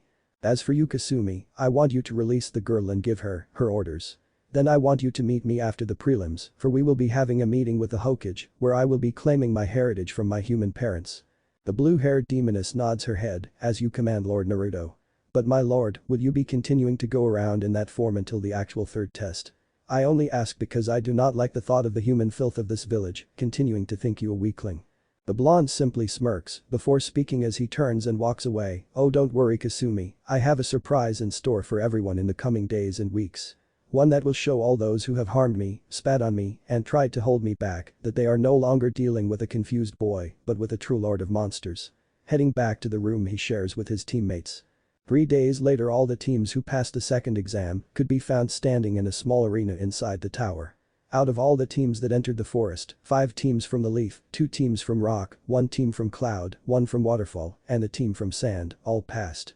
Standing in front of a statue of hands in the hand sign for Ram is the Hokage, along with all the Jonin sensei and the proctors for the first 2 exams, as well as the elders and another Jonin. Anko steps forward, alright maggots, listen up. Lord Hokage will now tell you all what these exams are all about. So shut up and listen. Hiruzen Sarutobi steps forward. He is an elderly man of below average stature with grey spiked hair, with a goatee of the same color and dark skin tone. He wears the official uniform of the Hokage, consisting of the customary hat and haori, along with a red full-length kimono that is tied using a white sash. Thank you, Anko. Now, as you know, these exams are to determine who shall obtain the rank of Chunin. However, what you may not know is that these exams are actually a substitute for war, and with that he begins to explain the true purpose of the exams is to showcase each village's strengths to prospective clients, as all the teens listen with rapt attention, all, except for 4 who look bored. Naruto is one of the people not paying attention, as he began to look around at the other competitors, as he quickly writes off most of them as nothing more than pathetic humans who wouldn't last more than 10 seconds against him. However, 3 catch his attention and all of them kunoichi. The first is from the Sand Village. She has spiky red hair, just a shade darker than his own, which goes down to just below her shoulders. She is a bit on the short side and petite, with high B to low C cup breasts. She has pale blue-green eyes with black rings around her eyes, making her look sort of like a raccoon, and the kanji for love tattooed on the left side of her head. She wears a black shirt with short sleeves that cuts off at the top of her stomach, underneath which can be seen mesh armor, and a black skirt that goes down 3/4 of her legs, with a slit up both sides for ease of movement, and under that is black spandex shorts, and on her feet is the standard brown tan sandals of her village. She wears a white cloth over her right shoulder and the left side of her hips, and a wide leather band system over the left shoulder and right side of her hips. With this leather band, she carries around a gourd. She also wraps her black forehead protector over the band. This girl is Gaia, one of the 2 daughters of the 4th Kazekage, and according to Kurami, the Jinchuriki for the one-tailed sand raccoon Shukaku. The second is a kunoichi from Cloud. She has long straight blonde hair that goes to her thighs and is tied taut into 2 tails by bandages at the end, and dark eyes, with high C-cup breasts. She wears a short-sleeved black and purple blouse and black pants, both of which have a design similar to Cloud's on them, purple fingerless gloves, and a chain of blue beads wound around her left hand. She also wears the standard Cloud forehead protector, sandals and kunai holster, which is strapped to her right thigh. She also wears bandages around her arms and legs, as well as a red belt around her waist. This is Yujito Nai, the Jinchuriki of the 2-tailed demon cat, who according again to his mother, is named Matatabi. The last is the only kunoichi from Waterfall Village.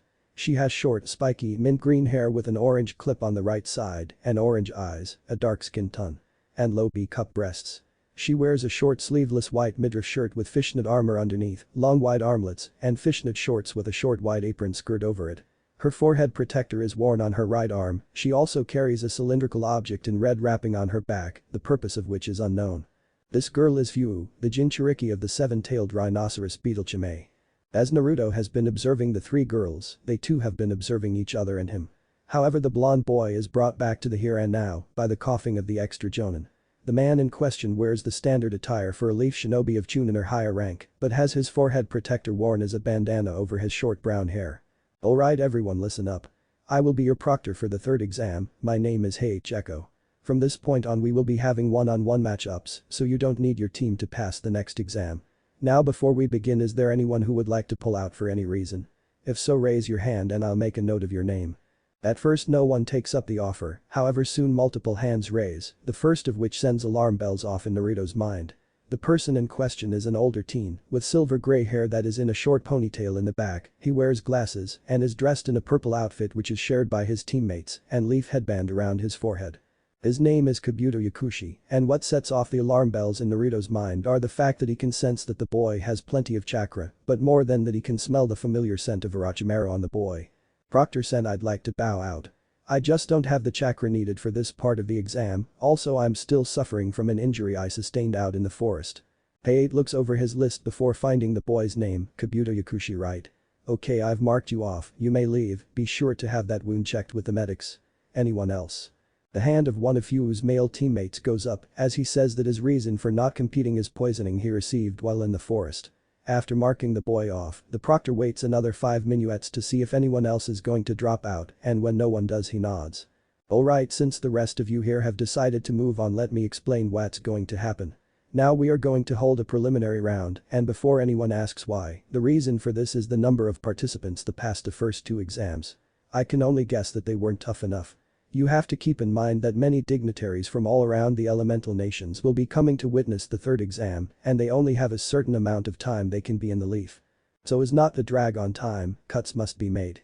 But this he signals to Anko, who speaks into an earpiece and tells someone to bring something up. After a moment a portion of the wall near the statue opens up to reveal a screen. Now this screen behind me will choose 2 names at random, those 2 participants will stay here on the arena floor while the rest of you head up to the balcony with your Jonin sensei.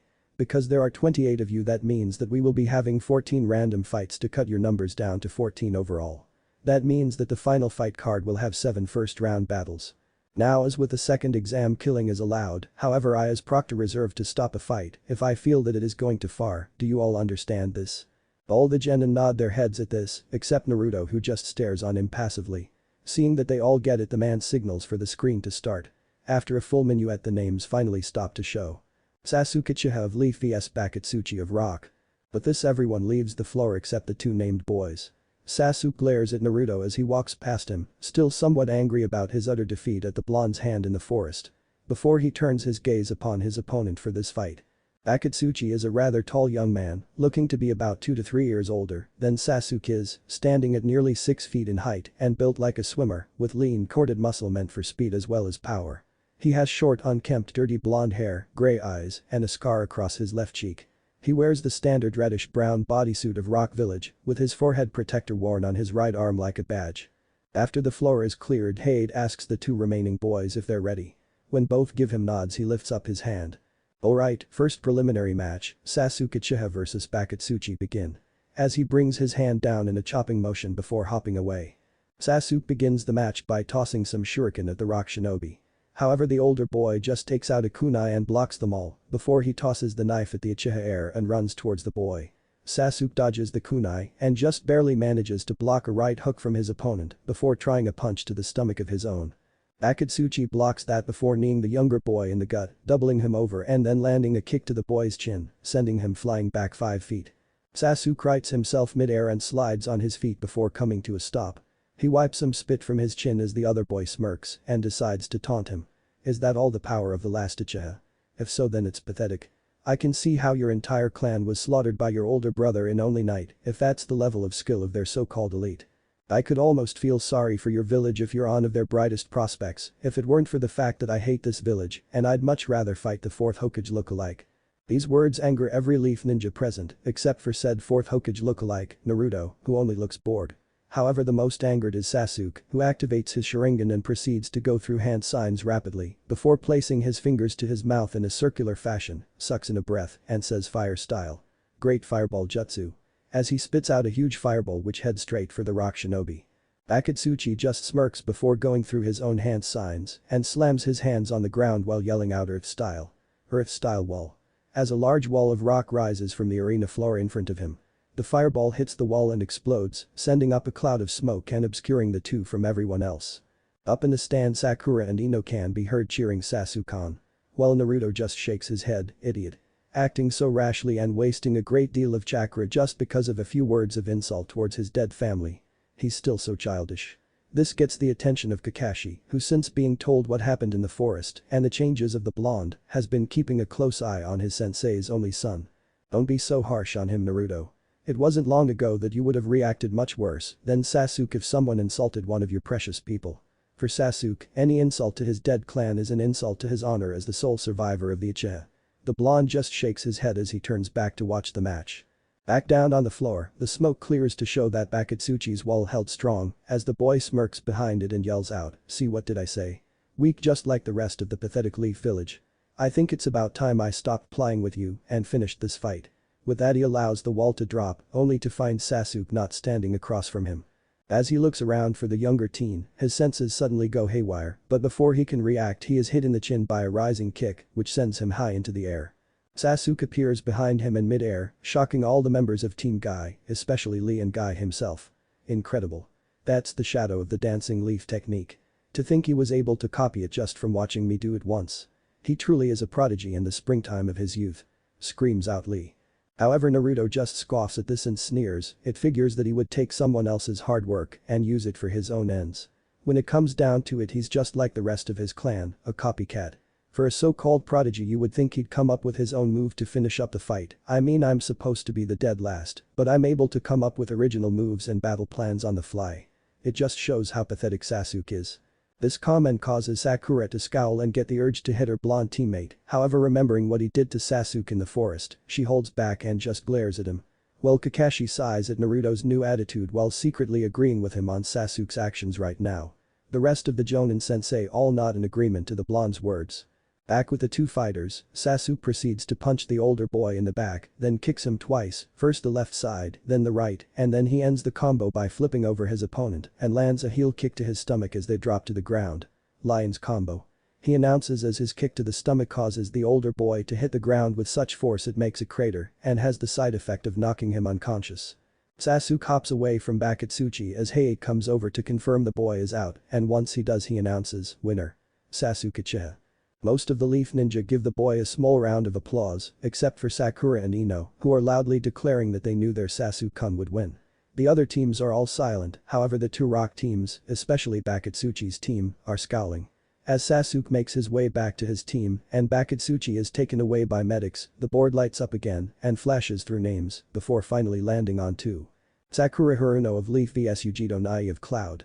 After the two names appear, Heiei calls for the two Kunoichi to come down to the floor. Sakura walks down with confidence, thinking that she's going to beat the crap out of the Cloud bitch and shows Sasuke her strength. Yujito appears in a lightning body flicker and looks over her younger opponent before instantly writing her off as a fangirl, sighing and deciding to end the fight the moment it begins. The sickly proctor coughs into his hand before asking if both are ready and after receiving affirmative nods from both, chops the air, begin, and jumps away. Sakura starts things off by tossing a bunch of shuriken at the older blonde girl, however Yujito merely dodges them with ease. However, it was a feint as the pink-haired girl rushes her while weaving hand signs before two more Sakuras appear, each with a kunai in hand.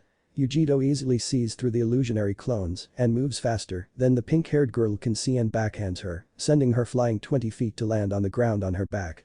The speed of the Cloud Kunoichi impresses many there and most of those watching know that Sakura has no chance. However, it's a certain blonde demon lord who voices what's on everyone's minds as they watch Sakura stand back to her feet shakily. Sakura should just give up now, there is no way for her to defeat Yujito-san. Kakashi frowns at this and asks, why do you say that, Naruto? Sakura is your teammate, you should have more faith in her. Naruto just scoffs and replies, I might have more faith in her if she wasn't a useless fangirl. The only reason Sakura joined the academy in the first place was to try and get close to Sasuke team. She doesn't do any training outside of what she does during team training, she diets, which is not good for a developing body, especially so for a Kunoichi. Plus all she has in her arsenal of jutsu are the Academy 3, as well as the Academy to Jutsu style, which is meant to be built upon. She's going to lose, it's a fact. The boy's words, while harsh, are agreed with by everyone, especially the serious Kunoichi in the arena, and makes Ino happy that she asked her father for extra training outside of her team training. Back on the floor, Yujito begins to walk towards her younger opponent but stops 5 feet from her, sighs, puts her hand on her hip and says, I have to agree with your cute teammate on everything he said. I pegged you as a fangirl the moment I laid eyes on you and knew right away that this wasn't even going to be a fight. You are an insult to every woman who calls herself a Kunoichi. Being a Kunoichi isn't about impressing some boy, it's about projecting the image of a strong, independent, self-reliant woman. However, I'm feeling merciful today, so I'll give you this one chance to surrender and think about why it is you're a Kunoichi, take it, because if you don't, I will hurt you badly. Sakura however doesn't take these words well, in fact she takes offense to them and proceeds to take out two kunai, holding them in reverse grip with a sneer on her face. Screw you, you Cloud slut. You nor Naruto Baka know what the hell you're talking about. Naruto is a dead last loser, I was the Kunoichi of the year at the academy and I'm going to show you that I'm not useless. As she proceeds to muster what strength she has left and rushes the blonde young woman with greater speed than before. However, the pink-haired girl made a miscalculation in her actions because upon the being called a slut, Yujito's eyes instantly became slitted and cat-like while glowing with fury before she vanished at a speed that only experienced Jonin could follow. A moment later Sakura finds herself folded over with a fist in her gut, however that pain barely registers before it's replaced by the pain of being kicked in the face and then with unconsciousness as her head hits the wall hard. Seeing that the pink-haired girl is out cold, Heiei calls the match, winner Yujito Nai. As the blonde Kunoichi just sniff in contempt and body flickers back to her teammates and temporary sensei. As Sakura is loaded up on the stretcher and taken away by the medic ninjas. Naruto just laughs at the whole thing for a solid 2 minutes before he finally settles down. I told you that Sakura was going to lose. She should have gave up when she had the chance, but no, instead she had to go and call Yujito-san a slut and assure her beat down. And she's the top kunoichi of our year. Pathetic. I'm finally understanding just how pathetic our education was, no wonder other nations believe the Leaf to have gotten weaker. Most of the Leaf Jonin, as well as the Hokage, can only inwardly nod in agreement with the blonde statement as they remember how the academy was when they were children, except Hiruzen, as the academy hadn't been founded yet when he was a kid. However, their attention is brought once again back to the screen as it flashes through and lands on two new names. Naruto Uzumaki vs Dosu Kanuta. As the two now named boys have different reactions. Dosu sweats slightly and hopes to any god that's listening that he survives this fight. While Naruto just smirks and thinks how it's time to show the entire world the new and improved Naruto Uzumaki. As both boys get to the center of the arena and face each other, the Jonin and the Hokage can only wait in anticipation to see how the blonde knucklehead is improved. Chapter 4. Prelims 2. Naruto drops the act. Last time. Naruto Uzumaki vs Dosu Kanuta. As the two now named boys have different reactions. Dosu sweats slightly and hopes to any god that's listening that he survives this fight. While Naruto just smirks and thinks how it's time to show the entire world the new and improved Naruto Uzumaki. As both boys get to the center of the arena and face each other, the Jonin and the Hokage can only wait in anticipation to see how the blonde knucklehead is improved. Now. Pei-8 looks at the two genin who are staring each other down, one with intense anger and hatred in his eyes, the other with disinterest, and dare the Jonin say it, boredom. He looks to the two and clears his throat, are both competitors ready? Naruto merely nods his head slightly, while Dosu growls out, yeah, I'm ready. Start the damn match already so I can rip him to pieces. Seeing that both teams are ready, Pei-8 raises his hand in the air, alright. Naruto Uzumaki of Leaf vs Dosu Kanuta of Sound begin. As he brings his hand down and then hops away, and just in time too. As soon as the word begin is uttered, Dosu launches himself at the blonde across from him with the speed of a low chunin, with his right fist cocked back in preparation for a strike. He soon closes the distance between himself and his opponent and launches his fist forward with all his might, only to have it caught with ease by Naruto, who does not look at all impressed with the power or speed behind it. However, instead of panicking and being surprised by the blonde catching his punch, the mummy-looking boy just smirks behind his bandages. You shouldn't have done that, kid. You see, this right arm of mine is special, even if my strikes don't hit, you'll still get knocked to your knees. And to demonstrate this, he proceeds to flick his forearm with his other hand, and after a moment Naruto wobbles slightly before he quickly kicks the other teen 20 feet away, then falls to one knee holding his ears slightly. Those watching are confused as to what happened as it looked like the blonde had the upper hand. Hinata looks worriedly at her crush, hoping Hess alright before she turns to her sensei, Kurenai-sensei, what happened to Naruto-kun? Why did he suddenly go to one knee? The red-eyed Jonin can only shake her head in reply, however before she can answer, one of her other students, Kiba Inuzuka answers, I'll tell you why Naruto went to one knee, Hinata-chan. It's because that sound nin used a sound-based attack on him. We saw it once before the first test when he attacked Kabuto, even though he missed his punch, Kabuto's glasses still cracked and his ears bled a bit. The tone of the attack is so low that normal human ears can't pick it up unless it's directed at them, but because my clan has enhanced hearing I could hear it clear as day. Naruto went down because his ears were attacked. Everyone looks at the dog using nin as surprised that he could say something so intelligent or that he would even take notice of something like that, however they quickly turn back to the match when they hear laughing. Dosu has gotten back to his feet after the blonde's attack and begins laughing before he pulls down the sleeve of his right arm to reveal the gauntlet resting on his forearm, which is filled with holes. Ha ha ha ha. You see, that's what I meant. This is my melody arm, it was a gift to me from my village's leader. But this arm I can turn sound into a weapon, so even if you block or dodge my strikes, it doesn't make a bit of difference, the sound waves produced by this arm will still hit you and damage your inner ear, taking out your balance and making you a sitting duck for me. You can't win, Blondie, and now I'm going to enjoy killing you for what your teammate did in the forest. But that he rushes Naruto again, attempting to hit him while he's on his knee, however when he swings the melody arm at the blonde's head, his fist goes right through him as if he isn't even there. A moment later the image he just hit vanishes and his left side erupts in pain and he goes flying and crashing into one of the arena walls. When he gets up again, holding his now broken ribs, he sees the blonde standing where he was just launched from with his right leg extended. Naruto lowers his leg and looks to the other teen with continued disinterest. I know all about your little trick, you worm. I saw you use it against Lee in the forest, however I'd let it slip my mind because I found it to be insignificant. But I suppose that was foolish on my part, a mistake I will not make a second time. I think it's time to show you exactly what you're dealing with and just how much of an insignificant speck you are when compared to myself. But that he makes the hand sign for what everyone recognizes as releasing a technique and is enveloped in smoke. Suddenly a heavy pressure envelops the tower and begins to weigh down on all present. All the genin, with the exceptions of Yujito, Gaia and Fu, go to their knees while all the jonin begin to sweat slightly from it. And everyone, especially the Hokage, Anko, a disguised Orochimaru, and Team 7 watch in awe as the smoke clears because when it is finally dissipated, it reveals not the Naruto everyone knows, but in his place a man with long blood-red hair with silver streaks through it that goes down to the back of his thighs. He has red eyes with slit pupils, elf-like ears, a purple crescent moon on his forehead, 3 thick purple marks on each cheek, and a slightly effeminate face, but with great masculinity to it. He wears all white clothing, with dark orange designs, and pointed boots. Over his torso he has on armor with a spiked shoulder pauldron over his right shoulder, and over his left is what looks like 2 red furs that flow behind him.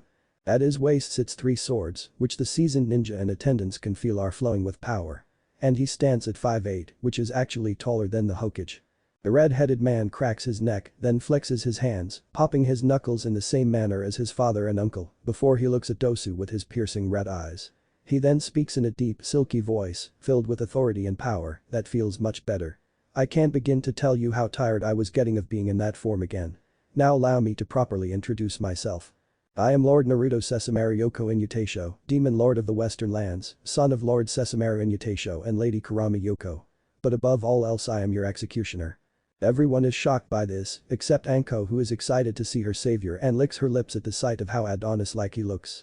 None is more shocked than Hiruzen Tsurutobi, as he now realizes that the pressure everyone is feeling is coming from the now redhead and is similar in manner to the 9-tailed fox, yet at the same time different and can't help but to wonder what happened to his surrogate grandson in the forest. While a disguised Orochimaru is fuming that the man who fought him toe-to-toe was in fact the Kyuubi brat all along. However, Dosu has a different reaction to this and just chuckles. You think a transformation jutsu is going to help you beat me? You're out of your league here, kid. Now die. As he rushes the demon lord. However, faster than anyone below Jonin level can see, Naruto is behind the sound genin, with his right arm firmly extended and what appears to be a string of light coming from his fingers. A moment later Dosu's right arm up to the elbow falls to the floor, spurting blood everywhere as the sound genin screams in pain. The redhead looks back at the boy with apathy as he dismisses his whip of light. You seem to take great pride and joy in that right forearm of yours. But I wonder, do you still take pride in it now that it lays on the floor, detached from the rest of your arm? Do you have as much pride in your left arm? Your right leg? Your left leg? Let's find out, shall we?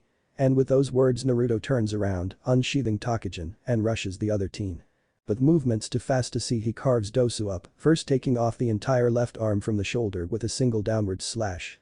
Then he cuts off the right leg from the knee with a diagonal slash and finishes up by cutting off the left leg at the thigh before using his demonic energy to destroy the blood on his sword and resheathing it in his belt. As the mummy-looking boy now lay broken and bleeding profusely on the floor, Naruto turns and begins to walk back to the other side of the arena, and as he does he looks back at the other teen over his shoulder. I'm feeling merciful today. Proctor call the match and he may yet keep his life. However, allow the fight to continue and I promise you that he will die. Dosu however is not the brightest tool in the shed and decides to level one last parting shot at the demon lord. Trash. You're nothing but trash. You act all high and mighty, but you're nothing more than a weak little boy. So weak are you that you had to cut off all my limbs just to keep me from killing your pathetic ass. Mark my words, if you let me live today, I will get new limbs and I'll come for you again and next time I'll destroy all you hold dear before ending your life. However, this was a mistake, as the mention of those he holds dear causes the redhead's rage to spike and a heavy demonic pressure begins to weigh down on even the Jonin and the Hokage. Dosu doesn't even have time to scream from the pain before the redhead is in his face with his right hand glowing with a greenish energy. I gave you a chance, however you have spat on my mercy. So now join your ancestors in the pure world and ask their forgiveness for I have none. Die. As he thrust his hand at the boy's face saying toxic luster claw. And proceeds to melt the boy's entire head with poison. The body falls limply to the ground and everyone in the arena can only look on in wonder, awe, horror, interest, and in the case of a few females, lust. Naruto begins to walk back toward the balcony as the pressure starts to subside and Height comes to his senses and calls the match. Winner. Naruto Uzuyuko Inuyasha. However, there is no applause for the red-haired demon lord, only silence. But only for a moment, as a second later clapping can be heard and all turn in the direction of it to see Gaia as the culprit, and she's soon joined by Fu, Yujito, and Anko. When Naruto reaches his teammates to see different emotions in their eyes and on their faces. Sakura is disgusted and fearful of him at the same time because of how he basically tortured his opponent before ending his life. Sasuke has a look of jealousy and greed in his eyes as he's thinking about how he can acquire the redhead's power for himself to kill his brother. Kakashi has a look of both caution and regret in his lone visible eye, caution because of how dangerous his student has proven himself to be, and regret for not being a better sensei and older brother figure to the now redhead when he thought the boy was his sensei's son. Naruto just snorts at them all before he walks past them and takes a spot leaning against the wall, with his arms crossed over his chest about 10 feet away. The demon lord closes his eyes and just listens to all the whispers that pass throughout the arena about his one-sided slaughter of Dosu while having a mental conversation with his mother, who tells him how proud she is of him for the way he drew out the sound nin's pain and agony. Soon enough though Dosu's body is removed and the mess cleaned up and the preliminaries are continued. He opens his eyes to see who the next competitors are going to be as the board flashes through names and finally stops on 2. Tamari Sabaku vs Tenten Higurashi. This fight goes like cannon, with Tamari nearly breaking Tenten's back on her fan. As the blonde Sand Kunoichi heads back towards her siblings, she sees the red-haired demon lord staring intently at her and winks saucily back at him.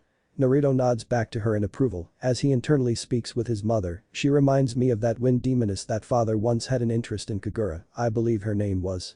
Her command of the winds is almost exactly like that woman's. Kurami snorts before responding, I never liked that bitch, she always acted so high and mighty. She wasn't even a real demon, merely a creation and incarnation of the half-demon Naraku. Though you do have a point, that girl has potential to be a great mistress of the wind, perhaps even greater than Kagura. Though she would have to be a demon herself for that Sachi-kun. Naruto internally nods his head in agreement with his mother as he looks at the screen to see who will be fighting next. The screen cycles through all the remaining names before finally landing on the next 2 combatants. Yoroi Akado of Leaf vs Fu of Waterfall. The 2 named competitors make their way down to the arena floor in different ways. Yoroi Leaf body flickers down, while Fu calmly walks along the balcony towards the stairs. As she passes Naruto she gives him a seductive wink, causing him to pay attention to the fight that's about to take place. When she finally reaches the floor and stands across from Yoroi, Hei clears his throat, are both competitors ready? They both nod their heads while taking their fighting stances as he raises his hand in the air and then brings it down, begin. And he jumps away. Immediately the 2 combatants rush each other at Chunin level speeds and begin to engage in a round of taijutsu. Naruto takes notice of how Fu's style seems to rely on great strength and her natural flexibility, while Yoroi uses a slightly upgraded version of the Academy taijutsu style. Kurami informs the redhead that Fu is using a derivative of the beetle style which was created by Chimei. As the 2 trade blows, Fu quickly comes to the realization that every time Yoroi lands a blow, she can feel her chakra taking a slight drop, so she decides it's time to get to the bottom of things. She ducks a right hook to the face and lands a hard kick to the man's midsection, sending him skidding back 30 feet and cracking a couple of ribs as she flips backwards to get even more distance. Yoroi seeing this smirks behind the purple cloth covering his mouth. I see you've finally figured it out, little girl. Wise move kicking me away and then getting even more distance, but it won't help you in the end. Fu just looks at him as if he's a moron before she shakes her head in annoyance and responds, yeah, I figured out that each time you connected with a hit, not only did it do almost no damage, but my chakra would take a plunge each time. I could only guess that you've been sucking it away like a leech and adding to your own. All the other genin as well as the jonin are slightly shocked by this revelation, however Kakashi deciding to put his 2 cents in, speaks. Basically taijutsu is a stupid route to go with that guy. And with how much chakra he's already sucked from her, ninjutsu will probably only suck up what she has left. Looks like this might be the end of the line for that girl. Everyone, especially Sasuke, nod along to this in agreement. However they all hear a scoff and turn to see it came from the red-haired demon lord. Naruto uncrosses his arms and stands straight up before addressing what Kakashi said, that's where you're wrong, Kakashi. You see, no matter how much chakra that fool sucks from Fu-san, he will never be able to empty her reserves. It was his loss from the start, after all normal humans cannot hope to defeat people like myself. As he clams up after this and goes back to watching the match, all the Leaf Jonin, as well as the Hokage, instantly understand what he means, Fu is a Jinchuriki as well.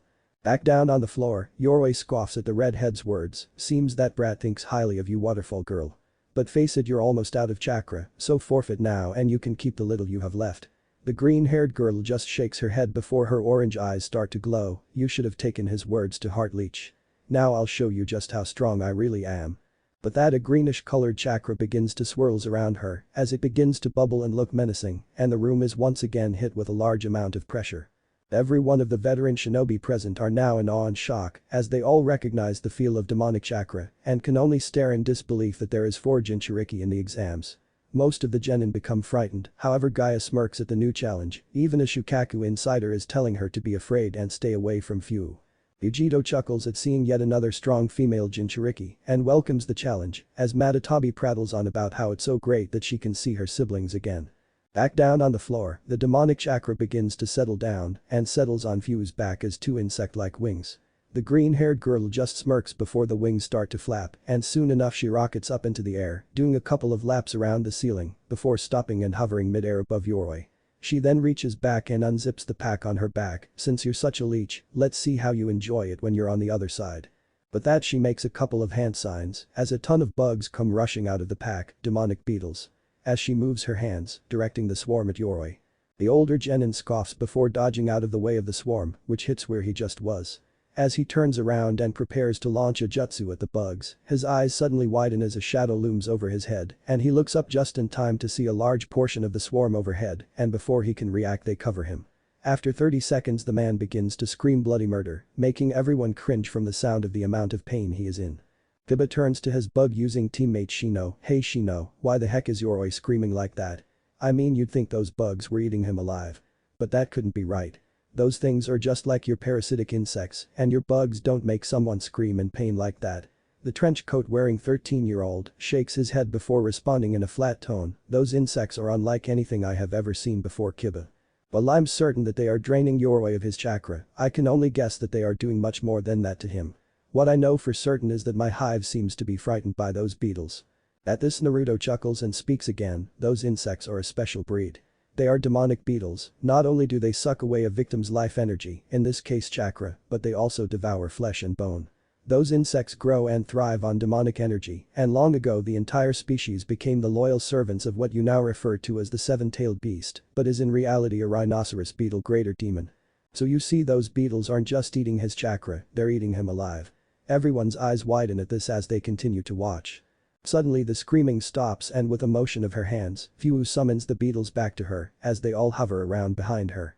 When Yoroi is revealed everyone looks on in horror as he is missing chunks of skin from certain parts of his body and looks to be dead. Hayate walks over to check on the younger man and seeing his chest moving up and down, slowly breathes a sigh of relief as he raises his hand towards the still flying Fu, winner by knockout, Fu. The girl does a backflip mid-air in excitement before concentrating and summoning all the beetles back in the sack and zipping back up, then flying over to her teammates and sensei. Naruto begins to clap, showing his approval of how quickly and ruthlessly the girl took out her opponent, and hearing and seeing him clap makes her blush, while her teammates and sensei just looks at her with veiled disgust. Hayate calls in the medics to get Yoroi out of the arena and to the hospital. When that is done the board lights up and starts to go through names again. After a few seconds the board stops on 2 names again. I'm going to skip this part. Almost every remaining canon fight happens here. Kankuro takes out Misumi, Shikamaru knocks out Kin. Shino destroys Aku's arms and wins. After Aku is taken to the hospital and Shino has returned to his teammates, everyone waits to see the next 2 names that will be chosen. As the board randomizes and finally settles on 2 names. Toji Akamichi of Leaf vs Akatsuchi of Rock. Akatsuchi rock body flickers down to the arena floor while Choji continues to eat his chips, not making one move to go down and fight. Asuma sighs at this, "Hey Choji, tell you what, if you win your match then we can go out to barbecue, all you can eat. It'll be my treat." At the mention of a free meal a fire is lit in the chubby genin as he hops over the railing and lands across from the much larger and slightly older rock genin. Hayate looks at the two, "Are both competitors ready?" He gets an affirmative nod from Akatsuchi and a clenched fist from Choji in response, so he brings his hand up before bringing it back down, "Begin." And he body flickers away. Choji, all fired up as he is, immediately goes through hand signs before calling out the name of his technique partial multi-size jutsu. As his midsection enlarges becoming much rounder and a moment later his head, arms and legs retreat into the ball he's become and calls out the next part of his attack, human bullet tank. He begins to spin and then launches himself at the other boy. Akatsuchi goes through his own hand signs before his mouth bulges, earth release. Golem technique. As he spits out a huge humanoid creature made completely of rock. When the golem is fully formed it stands in front of Akatsuchi defensively, rears its fist back, and just as the human tank reaches its, throws its fist forward and hits the rolling ball of death straight on. The resulting shock wave created from the irresistible force meeting the unmovable object causes a slight wind to pass through everyone before the human tank is sent flying back and Choji loses control of his transformation just before he hits the wall hard. The golem suffers for its action though, as the fist it used is now destroyed. Choji manages to shakily stand back to his feet after hitting the wall and looks across at Akatsuchi and his golem. He shakes his head and raises his hand, Proctor-sen, I forfeit. I know when I can and can't win. All the other Leaf Genin looks at the boy in shock, except Shikamaru who knows it's a sound idea and Naruto who has actually been sleeping since the end of Shino's match. Pei-8 nods his head, alright, winner by forfeit. Akatsuchi of Rock. This gets a cheer from the older boy's female teammate as well as the other Rock team. Akatsuchi ends his jutsu and the golem falls apart as he nods his head towards the younger boy, good match. Had you faced anyone else you would have surely won. You should work to become stronger and then maybe we can fight again someday. The large boy body flickers back up to his sensei and teammate as Choji just walks back up the stairs. The board goes through names again before settling on the next two. Kiba Inuzuka of Leaf vs Carry of Cloud. Very instantly lightning body flickers down to the arena floor. Well, Kiba whines, man, why did we have to get a girl to fight? Hell, she isn't even hot either, she's flat-chested and ugly as hell. This causes every female in the room to gain a twitch mark over their eyes, especially Carry, and his sensei Kurenai takes a breath before addressing him, Kiba, stop complaining and get down there. The dog Nin nods his head and hops over the railing with his puppy Akamaru on his head, landing on the ground in a crouch before standing and walking to the center of the room. Pei-8 looks at the two and seeing the looks of rage on the face of the Cloud Kunoichi can only inwardly pray for Kiba, stupid kid, I kind of pity him, but it's better he learn about feminine fury now rather than later. Coming out of his thoughts he clears his throat, are both competitors ready? Getting nods from both, then let this match begin. He then body flickers away, standing next to his girlfriend who is in full Anbu gear to watch the beatdown about to begin. Kiba just shakes his head sadly before turning to Akamaru, you sit this one out boy, I'll beat her on my own. It won't take me more than a few minutes, after all it's only a weak girl. Akamaru barks at his friend and master in warning, but is ignored, so he just goes and sits near the wall. Carrie however finally blows her stack, a weak girl. Weak girl. I'll show you who's weak you sexist, egotistical, littl boy. She proceeds to unsheath her sword and rush the boy faster than he can keep up with, her sword covered in lightning as she yells out, Cloud style. Front beheading. As she is in his face in moments and swigs her sword slashing him across the chest as proceeds to go past him and stops behind him.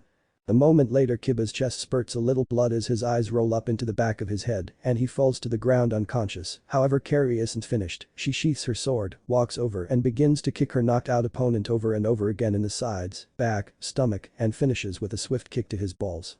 At this point Hate reappears on the floor, the winner by knockout Carrie of Cloud. The red-haired girl body flickers back up to her team where Yujito pats her on the shoulder and tells her she was justified. The medics come in to take Kiba away and his teammates can only shake their heads at his stupidity as Akamaru just makes his way back to them. The board then goes through more names. Niji Hyuga vs Hinata Hyuga. This matchup shocks and frightens Hinata and Kurenai while intriguing most others. However Niji smirks almost viciously at it as he makes his way down to the arena floor and as he passes Naruto, the redhead can feel the killing intent wafting off the boy and decides to have a quick word and addresses the long-haired boy lowly. Hey fool, I would reign in that killing intent and bloodlust. Even if you're fighting a fellow clansman, keep in mind that you and Hinata are still family and family does not kill family. The slightly older boy just glares at the redhead with contempt, do not presume to tell me what to do loser. Rather I kill Hinata or not depends solely on her decision to give up and accept her fate as a failure or to try and go against it. With that he sniffs and continues on his way before he suddenly stops for a moment when he hears the redhead respond, and rather or not I kill you depends on how brutal you choose to be towards that kind-hearted girl. So I suggest you tread carefully human. After this the boy finally makes it down to the center of the arena to await his cousin.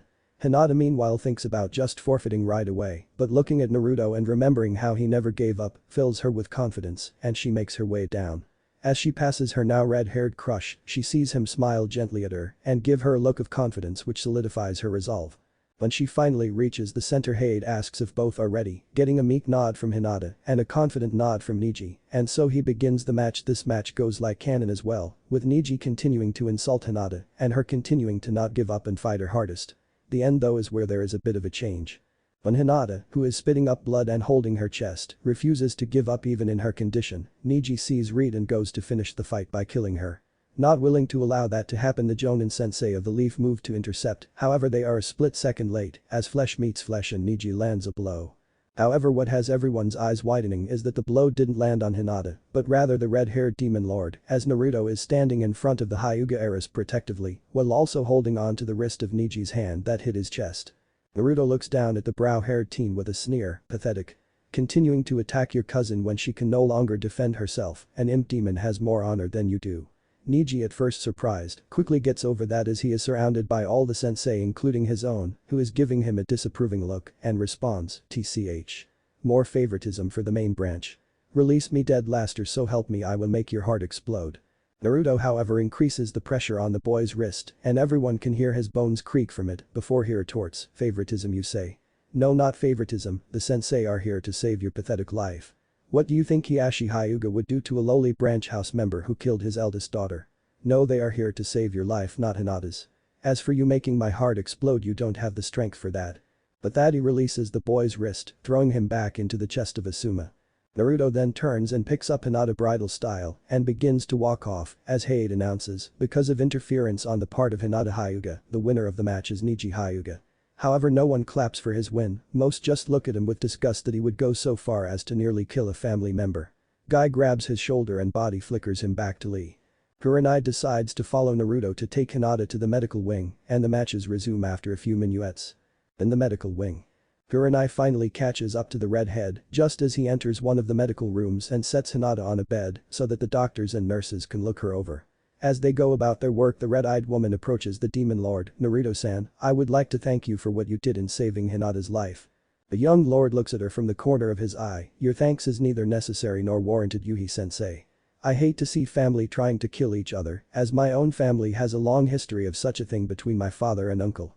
What I did out of selfishness and pride, but also a little out of care. Hinata is a good girl and did not deserve to die. The dark-haired woman nods her head at this before moving to stand in front of him and look him in the eye, still you have my thanks. Hinata is more to me than a student, she is like the younger sister I never had. So I say this with all honesty, thank you Naruto. The redhead looks into her alluring red eyes and nods in response before he turns and starts to head towards the door. You're welcome. Since you're here to watch over her, I'll return to the arena to finish watching two matches. There is only one more I am interested in watching. And with that he's gone. Back in the arena. Naruto returns just in time to witness the male of the Cloud team take out one of the two male rock ninja who swore themselves to him. Down on the floor, Hayate announces, winner Amoy of Cloud. As the dark-skinned young man puts his sword away and body flickers back up to his teammates as the rock nin is taken away by medics for electrical burns. Naruto turns to Kakashi slightly, what happened while I was gone? The silver-haired cycloptic ninja eye smiles at this before replying, well while you were gone, there were a few quick matches. Ino faced off with one of the waterfall nin and won surprisingly, she got him with her mind transfer jutsu and made him forfeit. Then that rock Kunoichi Kuritsuchi took out the other waterfall nin using the lava release bloodline and revealed that she's the granddaughter of the Tsuchikage. The redhead is slightly impressed with Ino winning her match as he remembers her being just as big a fangirl as Sakura. Then he nods his head to the news about the pink-eyed rock Kunoichi, already knowing about her relation to Inoki through Kasumi. As he listens to the rest of what his sensei is saying. Then was the match that just happened, Amoy of Cloud defeated Ichinus of Rock. All that's left now are Gaia of Sand, Rock Lee, and two more rock ninja. At this Naruto nods his head before he replies, good then I haven't missed anything important. As he goes back to where he was before stopping Niji, leans against the wall and folds his arms over his chest. The board flashes through names again before stopping on two of the finale four. Ayaka of Rock vs Hachiro of Rock. The two rock teammates are slightly shocked at this but at the same time looking forward to it and they smirk at each other before making their way down to the floor and standing across from one another. Hayate looks to them both and asks, are both fighters ready? Both nod in response as he brings his hand down, begin. And vanishes. The two start things off by throwing shuriken and kunai at each other, however the sharp weapons of death clang of each other, so they change tact and rush, beginning to engage in a round of taijutsu. Unknown to anyone except for Naruto, the two are having a whispered conversation. As Ayaka deflects a punch she says, remember what our lord said Hachiro. You are supposed to lose, but make it look good. I think that after our little hand-to-hand exchange here we go through a few jutsu before I flash you a little of my chest to distract you and hit you with a mud bullet and take you out. The stocky boy grunts in response while ducking a high kick from her, before he replies, "Yeah, that sounds good, and it's a win-win situation, because you get to win the match, and I get a sneak peek of those beautiful breasts of yours." As he gives a slight perverted grin at the thought, causing the girl to actually hit him in the stomach with a double kick and sends him stumbling back. After they're separated, the brown-haired girl says loud enough for everyone to hear, "This is getting up nowhere, Hachiro. Let's see who has the better jutsu." As she begins to go through hand signs, the boy recovers and responds, "I can assure you it will be me, Ayaka." As he begins to go through his own hand signs. The two finish at the same time as the girl creates wolves made of rock that rush at the boy as he creates a bear made of stone and the two jutsu meet in the center. The bear has the advantage at first, taking out 2 out of the pack of 6 right away, but eventually it becomes more even as more wolves disappear until only 1 wolf remains, and in the end the two creatures destroy each other. Leaving the two nin breathing heavily from using 2 such chakra-taxing jutsu, and those watching impressed with the level of elemental manipulation the two genin can use. After catching their breath, they enact their plan, as Ayaka employ to try and release the heat from her body, stretches out the neckline of her shirt and mesh under armor, giving her teammate a good view of her C-cup breasts. As the boy ogles the girl's chest and starts giggling perversely, she makes a few quick hand signs before bending backward somewhat as her cheeks puff up and she can be heard saying, "Earth release. Mud bullets." As she spits out 3 large balls of hard mud. So distracted by having seen some of the girl's chest, Hachiro is unable to react in time and is hit dead on by the mud bullets, sending him tumbling through the air, covered in mud. He lands on the ground flat on his face and is knocked out cold, still with a perverted smile on his face. Seeing this, Hade appears and making sure the boy is out, says winner by KO Ayaka of Rock. The males watching can only either shake their heads at their fellow males' perverseness or only think about how nice the girl's chest was. As the females chuckle at their fellow girls' use of her feminine wilds to win her match. Naruto however shakes his head before giving an unseen nod to Ayaka to let her know she did well in her role. The girl makes her way back up to her sensei as her teammate is woken and told to get off the floor. After the arena is cleared again, Hei coughs before announcing, "The final match will be between Rock Lee of Leaf and Gaia of Sand. However, we will take a brief 20-minute break. This is to give our Chunin time to repair the arena from the prior fights and let people go to the restroom and get some refreshment." With this, he body flickers back up next to Yugao as a team of Chunin comes in to fix the arena as most head off to get refreshment. Naruto however takes this time to walk over to the now long Gaia and have a word. Sensing his approach, the smaller redhead turns to look at the taller one and says, "What do you want from me, Inuyasha?" Naruto merely chuckles at this before within an instant getting within her personal space and looking deep into her green eyes, says lowly enough for only her to hear. "What I have to say now I address not to you, Gaia of the desert, daughter of the 4th Kazekage. What I have to say is addressed to the demon sealed within you." Gaia's eyes widen at this, as she didn't think anyone except the higher-ups of Leaf knew that she was the Sans Jinchuriki. However, Naruto just continues on, "Now Shukaku, I know you can hear me inside of this beautiful young lady, so listen carefully. I will allow Gaia to have her fun and to sate the lust for blood you have given her. However, I will not allow either of you to kill my comrades, so when fighting Lee, no matter how much he may back you into a corner, you will not kill or maim him." At this, he begins to let some of his demonic energy seep out and into the body of Gaia before he continues on, "If you disobey my conditions, then I promise you more pain than you could ever imagine, Raccoon. This I promise on my honor as the Lord of the West." With his piece said, he reins his demonic energy back in and steps back from his fellow redhead and smiles at her. "I wish you luck in your coming match, Gaia-chan." He turns and heads back over to where his teams has been standing to await the return of Sasuke and Kakashi. He misses look of both fear and lust in the eyes of the Sand Kunoichi at the power he just displayed, as well as the slight blush on her cheeks at his calling her Gaia-chan. She also feels a shift within Shukaku as the beast's voice begins to become more feminine as it screams at her at first to steer clear of the other redhead and then delves into talk about what a great ass he has and jumping him as soon as possible, confusing her greatly. After 10 minuets, the teams begin to return as Tamari notices her little sister staring intently at the red-haired Leaf Ninja. Kakashi and Sasuke find Naruto in the same position they left him, that is to say leaning against the wall with his eyes closed and his arms crossed, and they've brought back a now partially healed Sakura with them. Kurenai returns to Shino's side to finish watching the prelims and smiles in Naruto's direction real quick, while Asuma just chuckles at how laid back the red-haired teen is, reminding him a bit of himself. 10 minuets later, Hade is back in the center of the prelim arena. "Alright, the intermission is over. Will Gaia of Sand and Rock Lee of Leaf please come down to the floor?" As he says this, Gaia appears in a sand body flicker ready to go, as Lee yells excitedly about how it's his turn and he's going to prove he can be a splendid ninja with Taijutsu alone, ending it by jumping down to the floor and standing opposite his opponent. Hayate looks at the two combatants and says, "Are both competitors ready?" Receiving an apathetic look and simple nod from the red-haired girl, while Lee gives him a thumbs up and twinkling smile, "Yosh. I am ready to show the springtime of my youth." Hayate notes their responses as he looks at both in equal measure and knowing that this is it, with this last match the matchups for the actual third round will be decided, he replies, "Then, let the final match of the preliminary rounds begin." What if Naruto reincarnation of Inuyasha council bashing, and thanks for watching my video till the end. If you enjoy this content, then do consider subscribing to my channel and leave a like if you guys need the next part, comment down, and thanks for watching the video and see you guys in the next video.